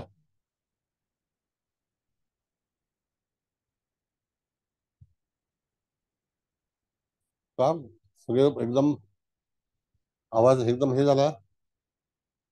कळतंय सर, कळतंय. नाही कळलं तर विचारायचं ना. बोला. बरं, आता सर मी कोणत्या एक प्रश्न विचारू? हा बेटा, तू आत्ता जागृत झाली का? नाही आता नाही जागू झाली, सर्वच विचारत होते ना म्हणून मी थोडी थांबलेली. आता कोणीच विचारत नाही म्हणून मी विचारते सर. तुम्ही ना लास्ट लेक्चर मध्ये सांगितलेलं चंद्र शनीच्या नक्षत्रात आहे, पूर्ण वर्ष शनीच्या अखत्यारीत. तर आता तुम्ही सांगितलं चंद्रमा केतूच्या नक्षत्रात आहे, पण काही टाइमानंतर तो शुक्राच्या नक्षत्रात जाईल. सर फक्त ह्याचं उत्तर मला हवंय की आपण जर इथे केतू बद्दल विचार केला की भाग्या संदर्भात घडामोडी कमी होतील किंवा विचार करू नये, तर सर आपण शुक्रा संदर्भात जी घडामोडी तुम्ही सांगितली की कामधंद्यासाठी वर्ष चांगलं जाईल, मग ते आपण कधीपासून कन्सिडर करणार? तसंच सर आता तुम्ही हे पण सांगितलं की प्रत्येक महिन्याचं जर सूर्याचं मी भ्रमण पाहिलं आणि सूर्य सिद्धांताप्रमाणे अमुक महिन्यामध्ये एखाद्या महिन्यामध्ये जातक आला तर आपण सूर्य सिद्धांताप्रमाणे ते सांगू शकतो. पण सर माझा एक प्रश्न असा आहे की 6-7 दिवसामध्ये मी जी प्रॅक्टिस केलेली आहे त्याच्यामध्ये जर मी प्रत्येक महिन्याचं तिथी प्रवेश घेतलाय तर मला चंद्र सूर्याचं ते डिफरन्स कळतंय. आणि सर त्याच्यामध्ये हे जे तुम्ही आता सांगितलं की चंद्रमा केतूच्या नक्षत्रात, तसं प्रत्येक महिन्यात चंद्राचं नक्षत्र चेंज होतं, त्याचा एक फळादेश. तसंच सर ग्रह गोचर पण जे आहेत ते सुद्धा चेंज होतात. आणि ह्या वर्षी सर आता मिथुन मध्ये मंगल मिथुनेत गेलेला आहे, 22 ऑक्टोबर पर्यंत आहे. त्याच्यानंतर कर्केत जाणार, पुन्हा मग तो वक्री होईल, मग मार्गी होणार, मग पुन्हा जानेवारीमध्ये पुन्हा मिथुनेत येणार. मग ह्या वर्षी नेक्स्ट एप्रिल पर्यंत मंगळाचं वर्चस्व आहे. तर अशा पद्धतीने जर मी प्रत्येक महिन्याची तिथी प्रवेश काढली तर मग मी ते रीड कसं करायचं? आणि आता जे तुम्ही सांगितलं जसं चंद्राचं लास्ट, ऐका ना सर, चंद्र हा लास्ट चरण मध्ये आहे म्हणून आपण शुक्राचं कन्सिडरेशन घेतलं, तसंच जर सर प्रत्येक महिन्यामध्ये पण मला प्रॉब्लेम तर येणारच ना, चंद्रमा आता नक्षत्र बदली करेल, तर मी ते कसं रीड करायचं? एक मिनिट बेटा, पहिली गोष्ट म्हणजे जातकाचा जन्म हा मूळ नक्षत्रात झालेला आहे हे कन्फर्म आहे की नाही? तिथी हे वर्ष हो बरोबर. हो हो हो हो. त्याच्यामध्ये मी तू काय बदल करू शकते का? तर नाही. हो हो बरोबर. बरोबर आहे की नाही? त्याचं पूर्ण वर्षाचं भविष्य तुला केतू ह्या ग्रहावरतीच अवलंबून असेल, कारण ते मूळ नक्षत्र. बरोबर आहे? बरोबर बरोबर. बरं, आता सपोर्टिंग प्लॅनेट जी इत्यादी आहेत ते त्यांची फळं देणार. कुठली फळं देणार? तर त्या ठिकाणी जातकाचं वयोमान पंचम स्थान, म्हणजे गुरु हा पॉझिटिव्ह आहे. गुरु पंचम स्थानात आहे ना? हो बरोबर सर, हो बरोबर बरोबर. मग गुरुवरतीच तुम्हाला जास्ती आधार ठेवावा लागेल. आता राहिला भाग असा की सूर्य आणि शुक्र आणि बुध. आता शुक्र लग्नी आहे, बरोबर आहे? हो बरोबर. तो फलादेश कुठली देणार? तो कोणता फलादेश देणार? तर तो दशमाचा फलादेश देणार. बरोबर सर, बरोबर. हा बरं, बुध फलादेश देईल का? तो सूर्याप्रमाणे देणार. बुध हा जर स्वतंत्र असता, बुध जर एकटा असता तर त्याने स्वतः फलादेश दिले असते. पण बुध आणि रवीची युती असेल तर रवीच्या अखत्यारीतलीच फळं बुधाला द्यावी लागतात. बरोबर बरोबर बरोबर सर बरोबर बरं. बरोबर आता राहिला भाग असा आहे बेटा, पहिली गोष्ट मगाशी मी जे खगोल सांगितलं बरोबर ते खगोल तुला लक्षात आलं का? हो सर एकदम परफेक्टली लक्षात आलं. ते ते ते सर एक विषयच वेगळा आहे सर. त्याच्यावरती जर प्रॅक्टिस केली तर ग्रहांची गती कळेल सर. जो सूर्य सिद्धांतामध्ये माझा पहिलाच प्रश्न होता की कसं कॅल्क्युलेट करतात त्याचा प्रश्न सर आज तुम्ही मला त्याचं उत्तर दिलं. ते कळलं मला सर आणि मी प्रॅक्टिस पण पुन्हा पंचांग घेऊन करणारच आहे. पण आपण आता तिथी प्रवेश बद्दल बोलतोय ना सर.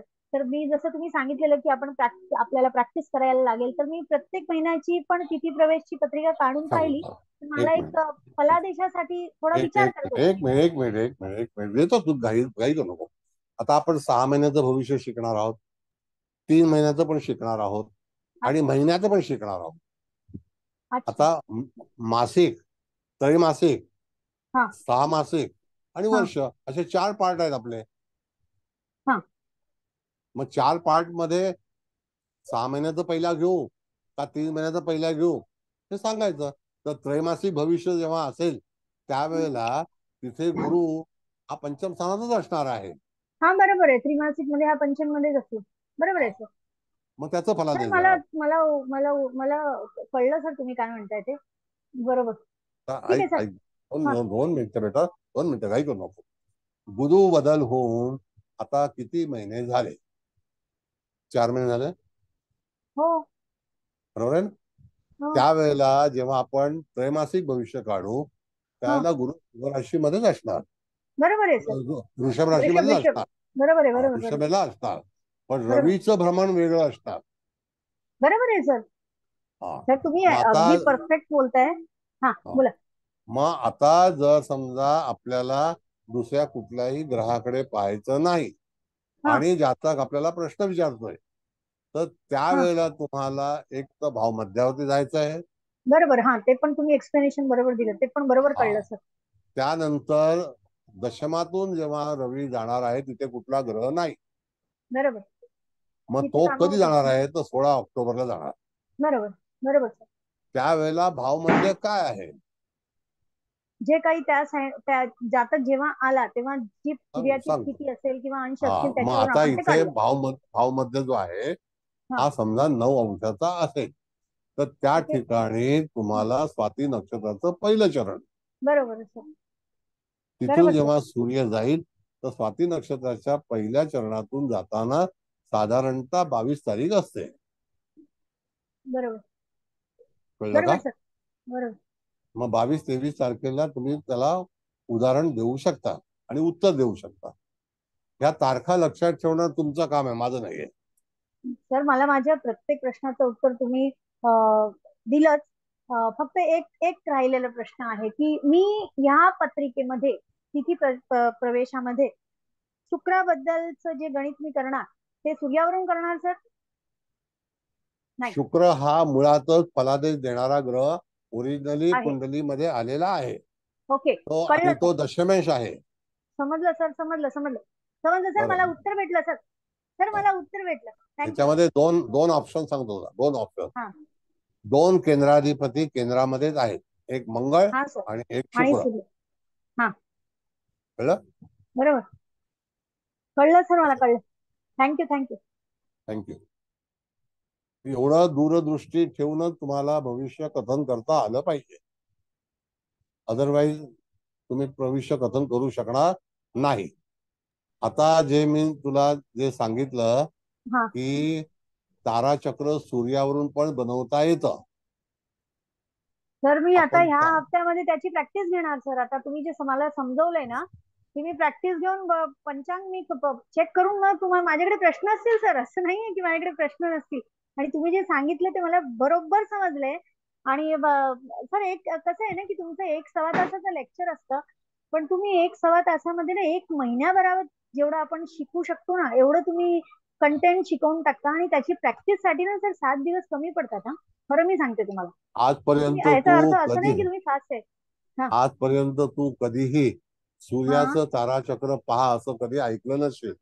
नाही ऐकलेलं आहे सर. मी पहिल्यांदाच ऐकलंय. आणि तुम्ही आता जे बोलत होता ना की सूर्यावरून तू डिसेंबर महिना बघ गुरुचं गती बघ, शनीची गती बघ, माझ्याकडे पंचांग आहे ह्या वर्षाचं, तर मी पाहत होती आणि ते तुम्ही जसं म्हणताय तसं ते अगदी कनेक्ट होते. तर मी सूर्याचं इट इज नेक्स्ट टाइम पासून सूर्याचं ताराचक्र मी घेऊनच चालणार. जसं चंद्र बघते तसं सूर्य पण बघणारच, की कसं आकाशात फेरबदल होतात. बेटा, ही अभ्यासाची गरज आहे. तर हे गणित शिकवतात पण गणितात हे नाही शिकत. आता त्याला मी गणितामध्ये पण सर फलकथन सारखंच झालेलं आहे आता. म्हणजे पॉलिश मारून निघा, कसंही करा आणि निघा, असं झालेलं आहे. नाही, असं नाही. तुम्हाला सिस्टम शिकवायची आहे. बरं, ठीक आहे, चला. Thank you sir. एनिवे, आता आता एकेकाने प्रश्न विचारले असतील तर कुठल्या स्थानासंदर्भातला प्रश्न असेल आणि तो कधी सुटेल. चला, तुमच्या समोर जातक बसलेला आहे असं समजा आणि तुम्हीच प्रश्न निर्माण करा आणि त्याच्यावरती स्थानाचं अप्लिकेशन करायचं आहे. सर, आता इथे आपण पंचम स्थानाचं मगाशी झालं आपलं डिस्कस. आता सप्तमात मंगळ आहे, कर्केचा निचेचा. तर मग सप्तम स्थानाबद्दल आपण आता हे कसं हे करणार ओके, फाईन. या आता पत्रिकेत? मॅडम असं आहे, ऐका, महिना निघून गेलेला आहे, बरोबर. हो हो सर. जुलै महिन्याच्या 15 तारखेला रवी हा कर्क गेला राशीमध्ये, सर.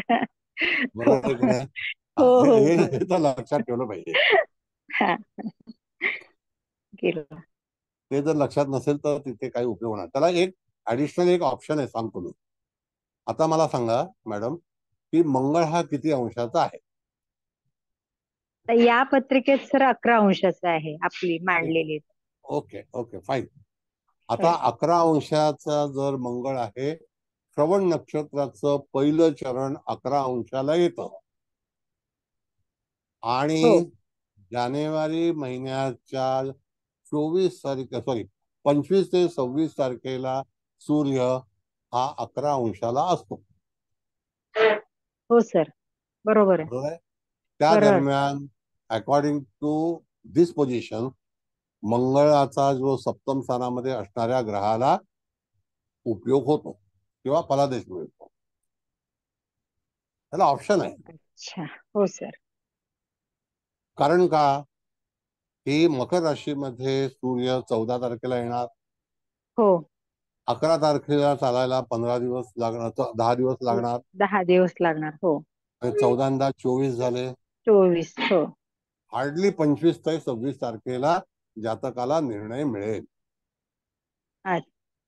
आता जुलैचा महिना येणार नाही पुढच्या वर्षी शिवाय. नाही. हो हो सर. लक्षात असलं पाहिजे. हो सर. असा कठीण आता प्रश्न हे वार्षिक, हे आपण वार्षिक हे करतोय ना. आणि बरोबर आहे, कर्क राशीतला हा निघून गेला रवी. आणि आता सर समजा हीच पत्रिका आहे आता, तर हे चालू आहे आपलं. पण या मूळ पत्रिकेत पण केतू आहे ते कन्या राशीत, म्हणजे मग तो पण फलादेश आपला नाही. ऑक्टोबर महिन्याचा सप्टेंबर ते 15 ते ऑक्टोबर 15 फलादेश विसरून जायचा. त्याला ऑप्शन नाही, त्याला आधार नाहीये. तसा 15 मार्च ते 15 एप्रिल. हो सर. आता एक गोष्ट कळली ऑप्शनची, की जर समजा जुलै महिना नाही तर 25 जानेवारी 100%. 100%. हो, बरोबर आहे. हो सर. आता रिकाम स्थान आणखी कोणतं आहे? धनुराशीला चंद्र आहे 12व्या स्थानामध्ये. अजूनही आपल्याकडे उपलब्धता आहे. 12व्या स्थानामध्ये सूर्य हा 15 डिसेंबरला येईल. अजून डिसेंबर आलेला नाही आला. बरोबर आहे. त्यावेळेला तो सप्तमेश म्हणून आहे. हो. मग तो चंद्र किती अंशाचा आहे? तर 10 अंशाचा आहे. 10 अंशाचा आहे.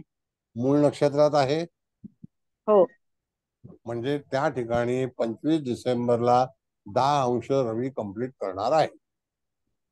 हो सर, बरोबर आहे.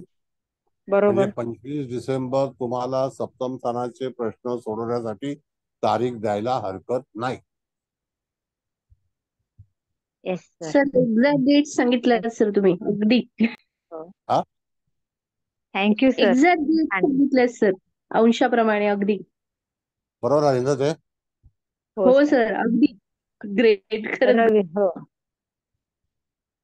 आता एवढी सगळी उत्तरं आली पाहिजेत ना आपल्याला, सांगा. हो सर. मग ऍज अ हो सर, स्टुडंट तुम्ही हे म्हणून नेहमी ऍक्च्युली तुम्ही सांगताना नेहमीच अंशांचा विचार करून सांगता, बरोबर. म्हणजे इतक्या तारखेला इतक्या, आता तुमचं तोंडपाठच आहे सर, काय प्रश्नच नाही. पण रवीचं भ्रमण हे तोंडपाठ आता आमचं पण झालंय सर, असं गुड. झालंय सर. म्हणजे रवीचं झालेलंच आहे. बाकी ग्रहांचं थोडं होतं असं जम्बलिंग, होईल. थोडं थोडं मी होतंय, तुम्हाला पण ते होईल आता सर. सिस्टम शिकवली बघा. सगळ्या हो सर. गोष्टीला ना मॅडम, तुम्ही घरी जेवण करता त्याला पण पद्धती आहे. हो सर. तर सगळ्या गोष्टीला पद्धती आहे. इंजिनिअरिंगला पद्धती आहे, मेकॅनिकलला पद्धती आहे, इलेक्ट्रॉनिक्सला पद्धती आहे. मग जी गोष्ट निर्माण झाली तिला पद्धती आहे. आहे तसं सर. ज्योतिष निर्माण झाले त्याला पद्धती आहे. हो. These are all systems and we have to follow the systems. Yes sir. Thank you sir, thank you. खूप छान समजलं, खूप छान. म्हणजे थँक्यू. यदा कदाचित जातकाला 2 ऑप्शन सप्तम स्थाना संदर्भात आहेत. फर्स्ट ऑप्शन हो चंद्र, कारण तो सप्तमाधिपती आहे. हो 25 डिसेंबरच्या नंतरचा भाग आहे आणि त्याच्यानंतर 25 जानेवारी. हो, एकदम परफेक्ट सर. हो. त्या दरम्यान होईल. बरं, आता रिकाम स्थान आणखी कोणतं आहे? चतुर्थ. रिकामा आहे, पण सर मग आता तिथे हे नाही होणार. एप्रिल वगैरे ते गेले, ते चतुर्थ वगैरे, आता ते महिने गेले ते. गेलेलं आहे. हो मग त्याला हो ऑक्टोबर महिना आहे ना मॅडम? हो आहे. ऑक्टोबर पण रिकाम. हो ऑक्टोबर आहे, बरोबर. अजून येणार आहे ना ऑक्टोबर? येणार आहे, येणार आहे. मग these are the calculation. हो सर. अशीच ऑक्टोबर मध्ये पद्धती पण आहे. रिकाम, ऑक्टोबर पण रिकाम, म्हणजे तुरास ह्याच्यामध्ये दशमात आहे.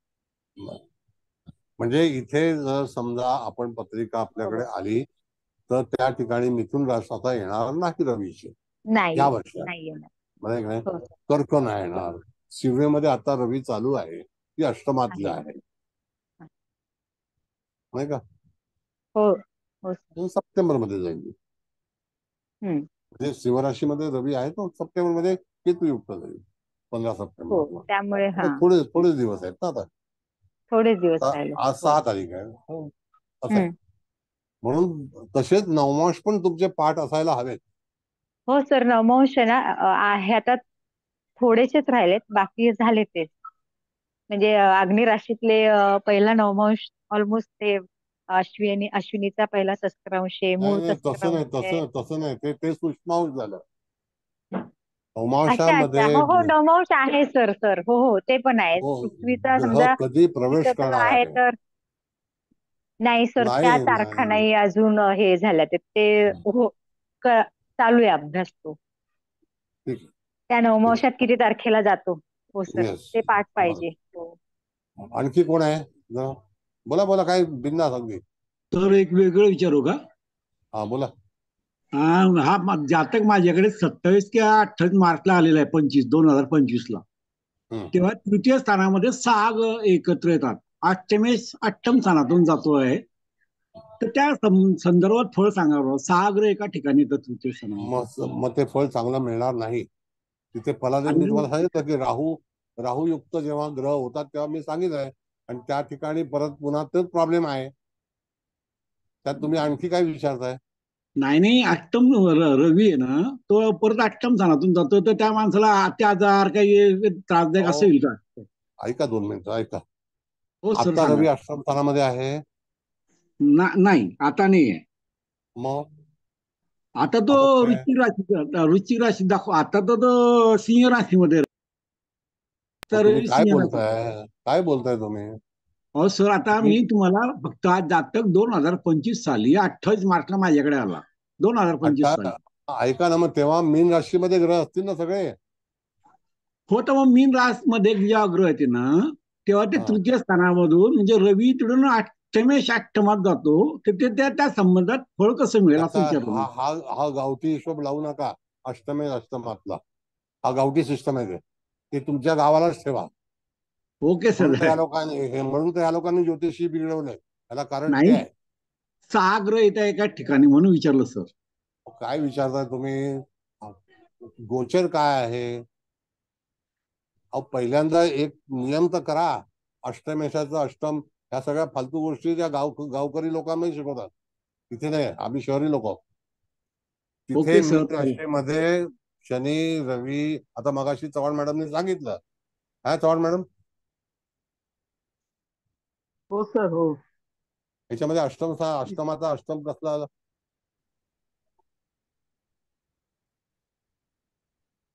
काय पटतं का तुम्हाला?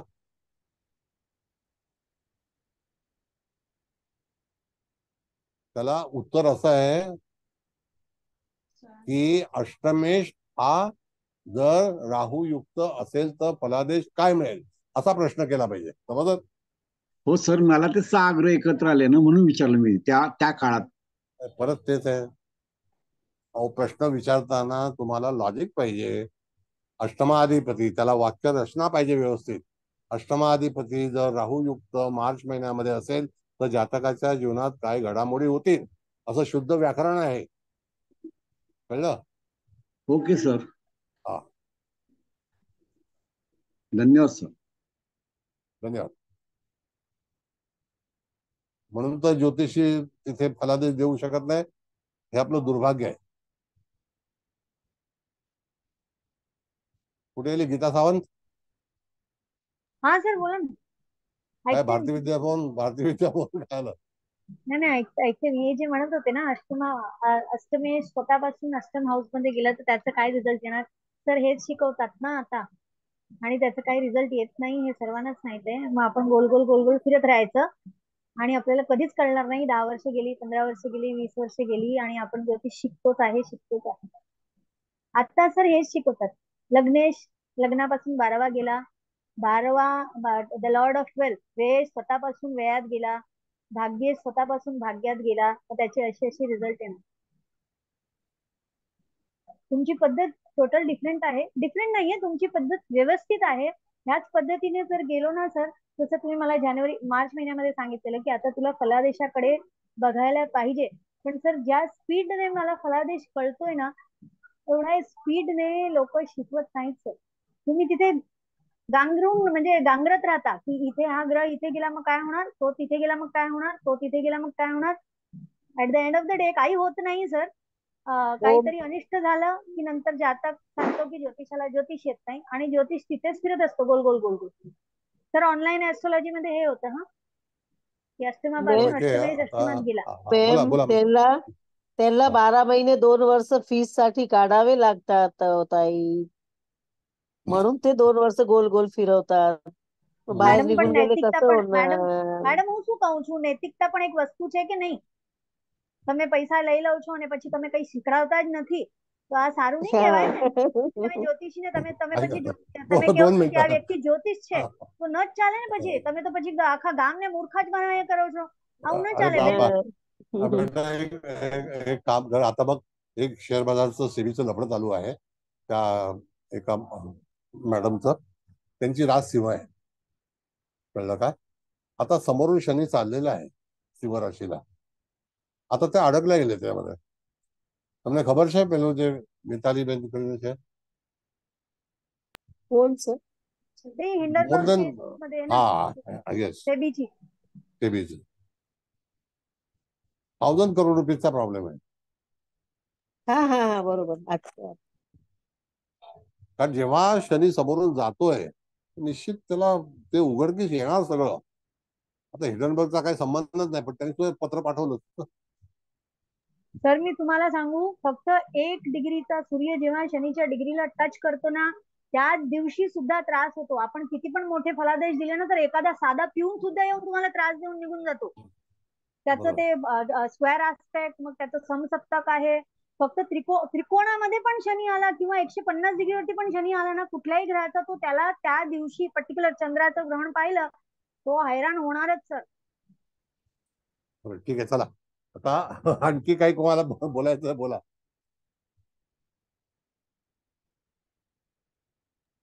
बोलायचं बोला. सर चांगला सांगता तुम्ही फलादेश, आणि शेवटी आपल्या डोक्याने सांगायला लागतं सगळं. धन्यवाद मॅडम. लॉजिक आहे शेवटी ज्योतिष आहे. आपण आपल्या पण युक्ती वापरायला लागतात. युक्ती हा शब्द परफेक्ट आहे. युक्तीशिवाय काही होतच नाही.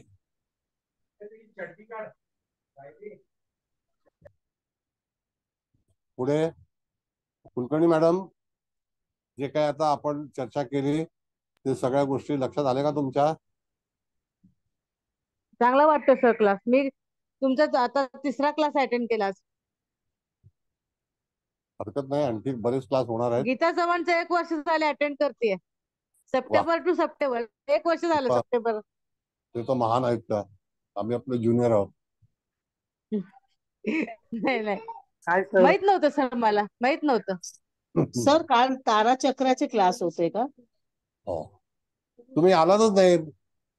मला वाटलं नसेल म्हणून मी बघितलेच नाही. असं इन्व्हिटेशन तर पाठवलं होतं तुमच्या ग्रुपला. अच्छा, काल नाही सर्वतोभद्र बघितलं. चक्र होतं ना. हा, सर बोला. कालच्या लेक्चरचं इन्व्हिटेशन नव्हतं सर कोणत्याच ग्रुपला. असं कसं होईल हो? मला पण नाही दिसलं सर. आता मी पण नाही, आली असं होती. हा, असं सर. कसं? काल सर्वतोभद्र चक्राचा क्लास सर काल होते. मॅडमचा माझा क्लास होता ना पण सर. join क्लास केला. माझा नव्हता मॅडम. काल. हा परवा दिवशी परवा झाला झाला आपला सर आपला. सर्वतोभद्र. हा परवा झाला. परवा होते मी. राईट. परवा काल होता. मॅडमचा काल क्लास कुठे? होता. मंगळवार गुरुवार. सर बुधवारी झाला तुमचा क्लास सर. हा, मग माझा क्लास जो आहे ना मॅडम, तो कुठे असतो? सोमवार, बुधवार आणि शुक्रवार. हो आता बरोबर. डायरेक्ट सोमवारी आपला पंचपक्षी होईल. बरोबर. कळलं?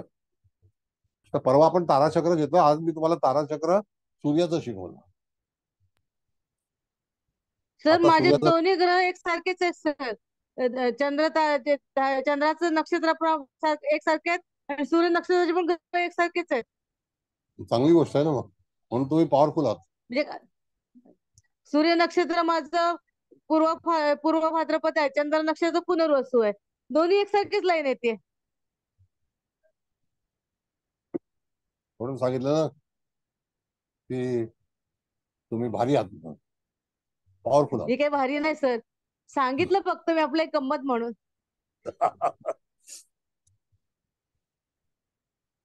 कसं आहे, हेमा मालिनीचा काल वाढदिवस होता. कळलं? तसं एक बसंती 100 को भारी, तसं एक कुलकर्णी 100 को भारी. बोला आता. अभिप्राय द्यायचा आहे, जायचं आहे का काय बोलायचं आहे तुम्हाला? सांगा. सर नमस्कार, मी बेंद्रे बोलतोय. बोला. नमस्ते. हे ताराचक्र तुम्ही आता सूर्याचं पण सांगितलं करायला, तर आपल्या रेग्युलर कुंडलीत सुद्धा ते केलं तर चालेल का? म्हणजे हो, यस, यू कॅन. तुम्हाला जेव्हा कसं असं मला साहेब सांगतो तुम्हाला मी, आत्ता सूर्य ज्या नक्षत्रामध्ये आहे हा तर ते पूर्वा नक्षत्र आहे, बरोबर आहे? हो तर पूर्वाच्या नंतर पूर्वाषाढा येईल, हो मग पूर्वा भाद्रपद येईल. हो आता अशी जी सिक्वेन्स आहे, तर त्या हा ह्याच्यामध्ये कसं आहे की आपल्याला जाताना तिथे पूर्वाचं का बघायचं आहे, पूर्वाषाढा? कारण ते अग्नितत्वाचं आहे. बरोबर आहे. पण अग्नितत्वामध्ये जाते वेळी तुम्हाला भरणी नक्षत्र जे आहे त्याचं कॅल्क्युलेशन करायचं. नाही, हे नाही कळलं. काय म्हणलात तुम्ही आता? सांगतो मला. बघा, 1, 5, 9 एक अशा पाच राशी आहेत, हो बरोबर आहे की नाही? हो हो आता सिंह राशीमध्ये म्हणजे अग्नितत्वामध्ये पूर्वाषाढाला आहे की नाही? हो नंतर सॉरी फाल्गुनी, पूर्वा फाल्गुनी. त्यानंतर तो पूर्वाषाढाला अग्नितत्वामध्ये जाईल की नाही? हो बरोबर आहे. त्याच्यानंतर हो भरणीमध्ये जाईल त्यावेळेला सुद्धा तेच नक्षत्र असेल की नाही? हो इन शॉर्ट शुक्राचं, बरोबर बरोबर आहे की नाही? हो त्यावेळेला तुम्ही ग्रहांच्या गती म्हणजे स्पीड काय असेल, त्याच्या पुढचे किंवा मागचे, हे तुम्ही तपासा.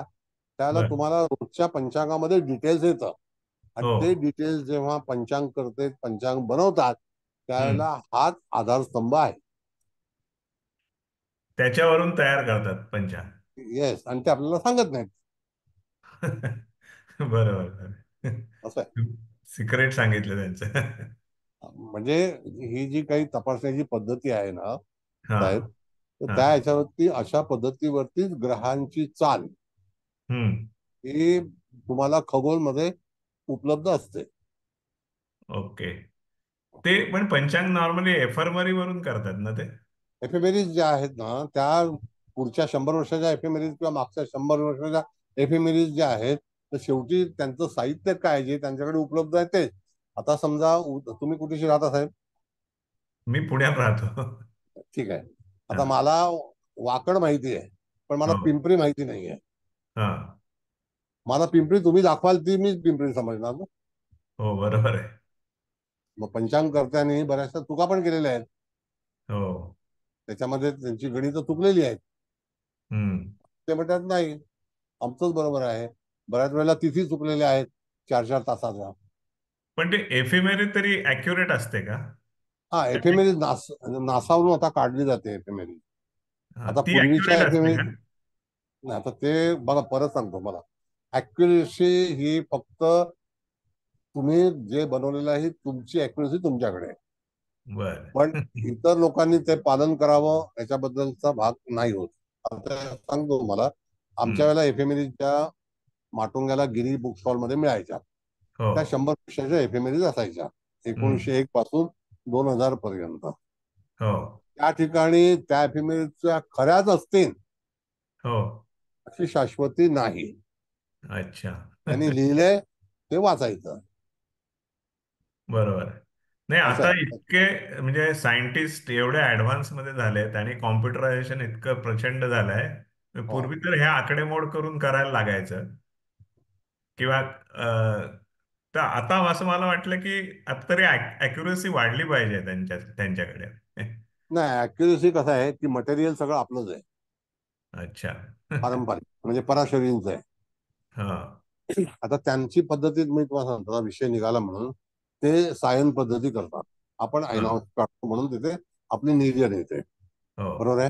हो. आता समजा तुम्ही कलकत्त्याचं एक पंचांग घेतलं ते सुद्धा निर्जन आहे. राजस्थानचं एक पंचांग घेतलं ते सुद्धा निर्जन आहे. हो. आणि एक मुंबईचं घेतलं निर्जन. ह्या तिघांमध्ये पण टॅली नाही आहे. हो बरोबर आहे. मग शेवटी जेव्हा एखादी व्यक्ती चार्टर्ड अकाउंटंट बनते हो. तर त्याच्याकडे टॅली जर व्यवस्थित होत असेल तरच इन्कम टॅक्स ऑफिसर त्याला मान्यता देतो ना. बरोबर बरोबर. तशी इथे मान्यता नाही. हो. पण तरी जो फरक असतो तो थोड्याच अंशाचा असतो ना, म्हणजे असं खूप नाही. त्याला सांगतो मला त्याचं काय काय कारण आहे. त्याच्यामध्ये असं आहे की त्यांचे ऐनांशाचे कॉपीराईट्स आहेत. अच्छा. बरं. त्याच्यावरून 1 अंशाचं किंवा 10 कलेचं 20 कलेचं बदल येतो. आता ते बदल कसे येतात ते पण तुम्हाला मी सांगतो. जसं तुम्ही जर समजा कलकत्त्याला गेला तर कलकत्ता 44 मिनिट्स बिफोर टाइम आहे असं आपण समजू आपल्यापासून मुंबईपासून. बरोबर. म्हणजे आम्ही मुंबईच्या म्हणून मुंबईपासून. तर मग त्यावेळेला तो आर्ग्युमेंट काय करतो की तो म्हणतो नाही नाही हे पंचांग कलकत्त्याचं आहे, हे आमच्याकडे असंच दिसतं. आता तो काय आकाशात गेला होता का तो ग्रह कुठून भ्रमण करतो बघायला? आज जीपीएस सुद्धा आपल्या कारमध्ये किंवा मोटरसायकल मध्ये असतं तर ते सुद्धा चुकतं. होय. जीपीएस पण कोणीतरी फिडिंग केलेलं आहे ना. हो. तसा हा पंचांग पण कोणीतरी फिडिंगच केलेलं आहे. ते म्हणजे रॉंग डाटा फीड केला तर रॉंगच उत्तर आहे. Yes yes. ते त्यांनी त्याचं डोकं वापरलेलं आहे. बरोबर आहे. शेवटी हे सगळं रिलेटिव्ह आहे. Okay sir. Okay. Thank you. Thank you. म्हणजे तिथे तुम्हाला अशा तऱ्हेचा भाग विचारात घेणं गरजेचं आहे. बरं, एनी क्वेश्चन्स? आता समारोप करायचा आहे, अभिप्राय द्यायचा आहे, कोणाला काय बोलायचं आहे बोला.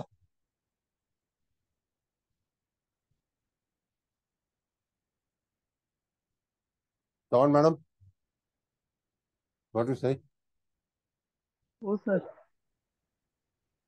तर आज तुम्ही नवीन हे शिकवलं की ताराचक्र सूर्यावरून पाहायचं. ते अतिशय छान सांगितलं तुम्ही की शनी राश्यांतर करताना पहिला रवी पुढे जाणार आणि गुरु राश्यांतर करताना गुरु आधी पुढे जाणार मग रवी जाणार. जसं आता गुरु राश्यांतर करेल तेव्हा गुरु मृगमध्ये असेल आणि रवी कृतिका पाठी असेल गुरु हे करताना, आणि शनी बदलताना पहिला रवी उत्तरा भाद्रपदामध्ये असेल आणि शनी पाठी पूर्व भाद्रपदामध्ये असेल. हे तुम्ही अतिशय सुंदर सांगितलं. आणि ताराचक्र रवीवरून हे नवीन आम्हाला शिकायला मिळालं. जसं तुमच्या क्लासमध्ये नवीन नवीन काहीतरी नेहमीच शिकायला मिळतं तसं आजही नवीन छान हे शिकायला मिळालं. पण सर आता जन्म संपत्र विपत असं जर लावलं आपण आपल्याच कुंडलीला रवीवरून तरी चालेल ना? रवीवरून हा, बघताना लावलं तर रविवरून पण चालेल, पण आपण चंद्रावरून जन्म जेव्हा पकडतो त्याला, कारण आपण वयोमान हा जेव्हा पकडतो ना सर्वतोभद्र चक्राचं, हा तर त्यावेळेला ते सर्वतोभद्र चंद्राकडून असतं. हा, पण जे चंद्राकडूनच मी असतं. हा बरं, हे मी तुम्हाला का सांगितलं माहितीये का, की पंचांग हा बनवताना जी गतीची निवड केली जाते, आता बेंद्रे साहेबांनी जसं विचारलं तर त्याप्रमाणे 1, 5, 9 ह्या राशी अग्नितत्वातल्या असणाऱ्या जी नक्षत्र आहेत त्याला अनुसरून त्या ग्रहांची गती आपल्याला कॅल्क्युलेट करता येते. आता त्याच्यामध्ये बदल तुम्ही तर नेहमी हे करत असता, तर त्याला बदल कसा घडतो, की एखादा म्हणजे सूर्यादी ग्रह हा कसा भ्रमण करतोय आणि तो त्याच्या डिस्टन्स मध्ये किती आहे ताराचक्राच्या, त्याचं अंतर किती आहे. डिस्टन्स म्हणजे नक्षत्र अंतर, डिस्टन्स म्हणजे नक्षत्र अंतर, तर नक्षत्र हा अंतरावरती अवलंबून आहे. जसं आपण म्हणतो स्वातीमध्ये जेव्हा सूर्य येईल त्याला गुरु मार्गी होईल, हो बरोबर, नाही का. एकाच तत्वात आहे. हा, मग आता त्या ठिकाणी मग तो स्वातीतच का यावा, मग तो चित्रामध्ये काय नाही यावा, असं आपण आर्ग्युमेंट असं आहे. मग त्या ठिकाणी आपल्याला कळलं पाहिजे की अमुक एका तत्वामध्ये, अमुक एका नक्षत्रामध्ये ग्रह आल्याशिवाय आणि सूर्य आल्याशिवाय इत्यादी ग्रहांची गती बदलणार नाही, राहू केतू सोडून. राहू केतू सोडून असं असं माझं म्हणणं आहे. आणि ताराचक्र तुम्हाला फक्त हे जे आखणी करायची त्यासाठी तुम्ही तो वापर करू शकता, पण सर्वतोभद्र चक्रामध्ये ताराचक्र हे चंद्रापासूनच आहे. हा बरोबर. कळलं? छान सांगितलं, छान शिकवलं आज, खूपच सुंदर शिकवलं. धन्यवाद. थँक्यू. थँक्यू. आता पुढच्या वेळेला आपण 3 महिन्याची कुंडली लावू. हा सर. हा ठीक आहे, मग 6 महिन्याची लावू, मग महिन्याची लावू, बस. त्यानंतर दुसरा क्लास चालू. बरं, आणखी काय कोणाला बोलायचं आहे? कुलकर्णी, लंडन.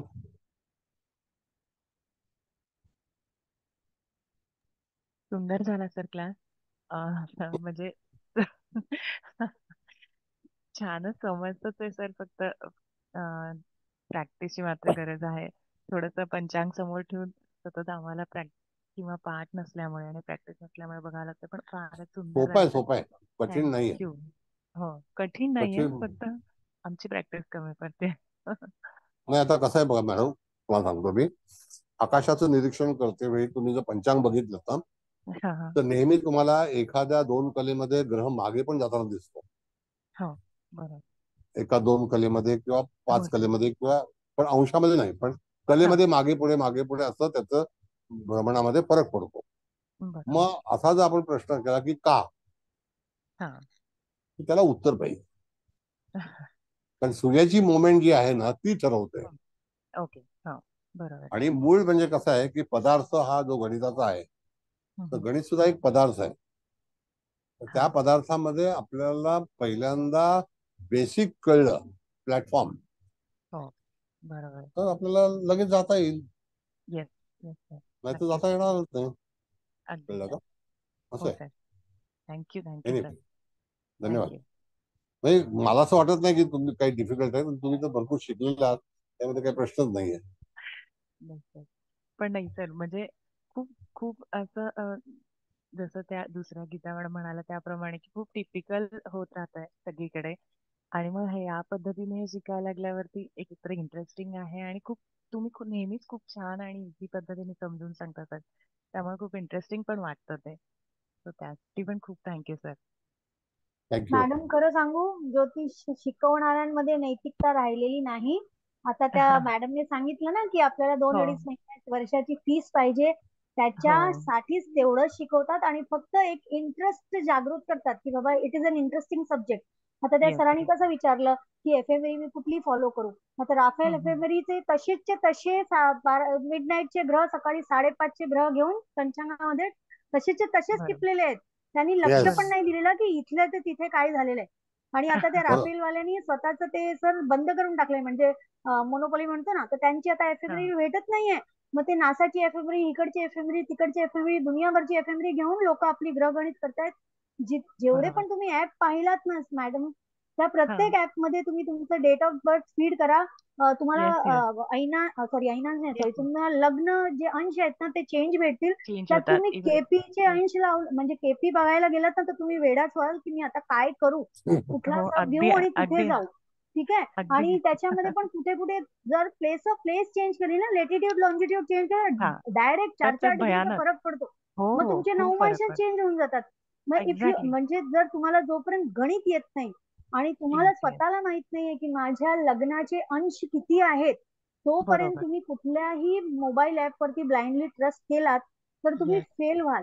त्याच्यामध्ये ऍस्ट्रोसेट तर असं आहे ना की 4-4, 5-5, 6-6 डिग्रीचा फरक पडून जातो. ऍटलीस्ट 3-4 ऍप्लिकेशन आपल्याला बघावे लागतात की कुठलं ऍप्लिकेशन, ऍटलीस्ट 2 ऍप्लिकेशन कलेक्टेड झाले ना की हा सेम डिग्री येतात, तर आपण त्याला फॉलो करू शकतो. पण तरी ते टर्म रिलेटिव्हच आहे की तुम्हाला जो ऍप ओके वाटतो तुम्ही त्याच्या पद्धतीने बोलत जा. तुमचं प्रेडिक्शन राईट झालं तर ते ऍप तुमच्यासाठी सही आहे. इव्हन दो त्याच्यामध्ये गणित सगळं चुकीचं असेल.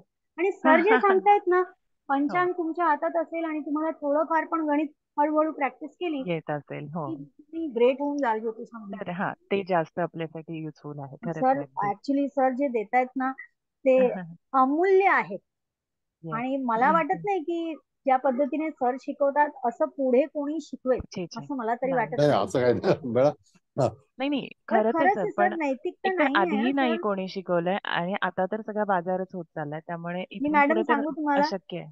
टीचर शिकवायचे पण स्टुडंट नोट्स घेणार, स्वतःचे क्लास चालू करणार, स्वतःचं नाव लावून टाकणार त्या नोट्स वरती. म्हणून लोकांनी शिकवायचं म्हणजे चांगल्या लोकांनी शिकवायचं बंद करून टाकलेलं ते आहेत असं. पण सर जे काही करतायत ना सर, म्हणजे शतशः नमन. आणि तुम्हाला खूप चांगलं आयुष्य भेटू दे आणि ते पण निरोगी आयुष्य भेटू दे अशी माझी प्रार्थना असेल देवाकडून. Thank you sir.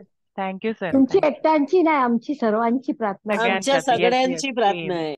हा हो सर, असं आपले भाग्य आहे, नशीब आहे की असे सर आपल्याला भेटले. ठीक आहे. तुम्ही अभ्यास करा आणि चांगल्यापैकी उत्तीर्ण व्हा, मजा करा. कुबल मॅडम आता तुम्ही समारोप करा.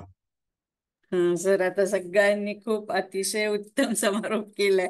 मला काही वाटत नाही मला काही समारोप करण्याचे. आणि ह्या आपल्या छोट्या गीताताईंनी तर खरंच म्हणजे त्यांनी एकाच म्हणजे वाक्यात मध्ये याच्या अगोदर बोलताना त्या म्हणाल्या की जिथे महिनोन महिने काहीही शिकवलं जात नाही ते आम्हाला एका तासात, म्हणजे ह्याला मी नाही सगळेच आज जे उपस्थित 100 लोक आहेत सगळे सहमत असतीलच असं मला वाटतं.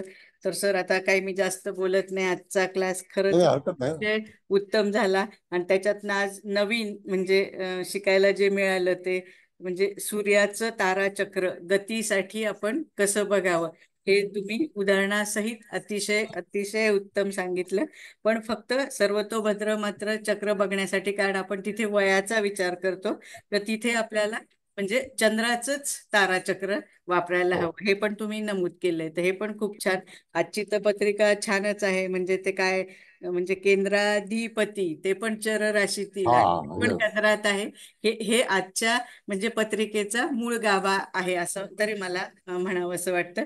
बाकी आता मी नाही हे करत, कारण हे सगळे लोक मला शिव्याच देतील. त्यांना उद्याची तयारी करायची आहे ना गणपती बाप्पाची. नाही सगळ्यांना कळालंय ना. हे बघा त्यांचे जे प्रश्न, आपल्या भागवत मॅडम आहेत, सरोज शिंदे आहे, या छोट्या गीताताई आहेत, ते मला त्या म्हणतात ना कोणी नाही तर मी त्यांना असा आशीर्वाद देते. नक्कीच त्या माझ्यापेक्षा लहान असतील मला आवाजावरनं तरी वाटतंय.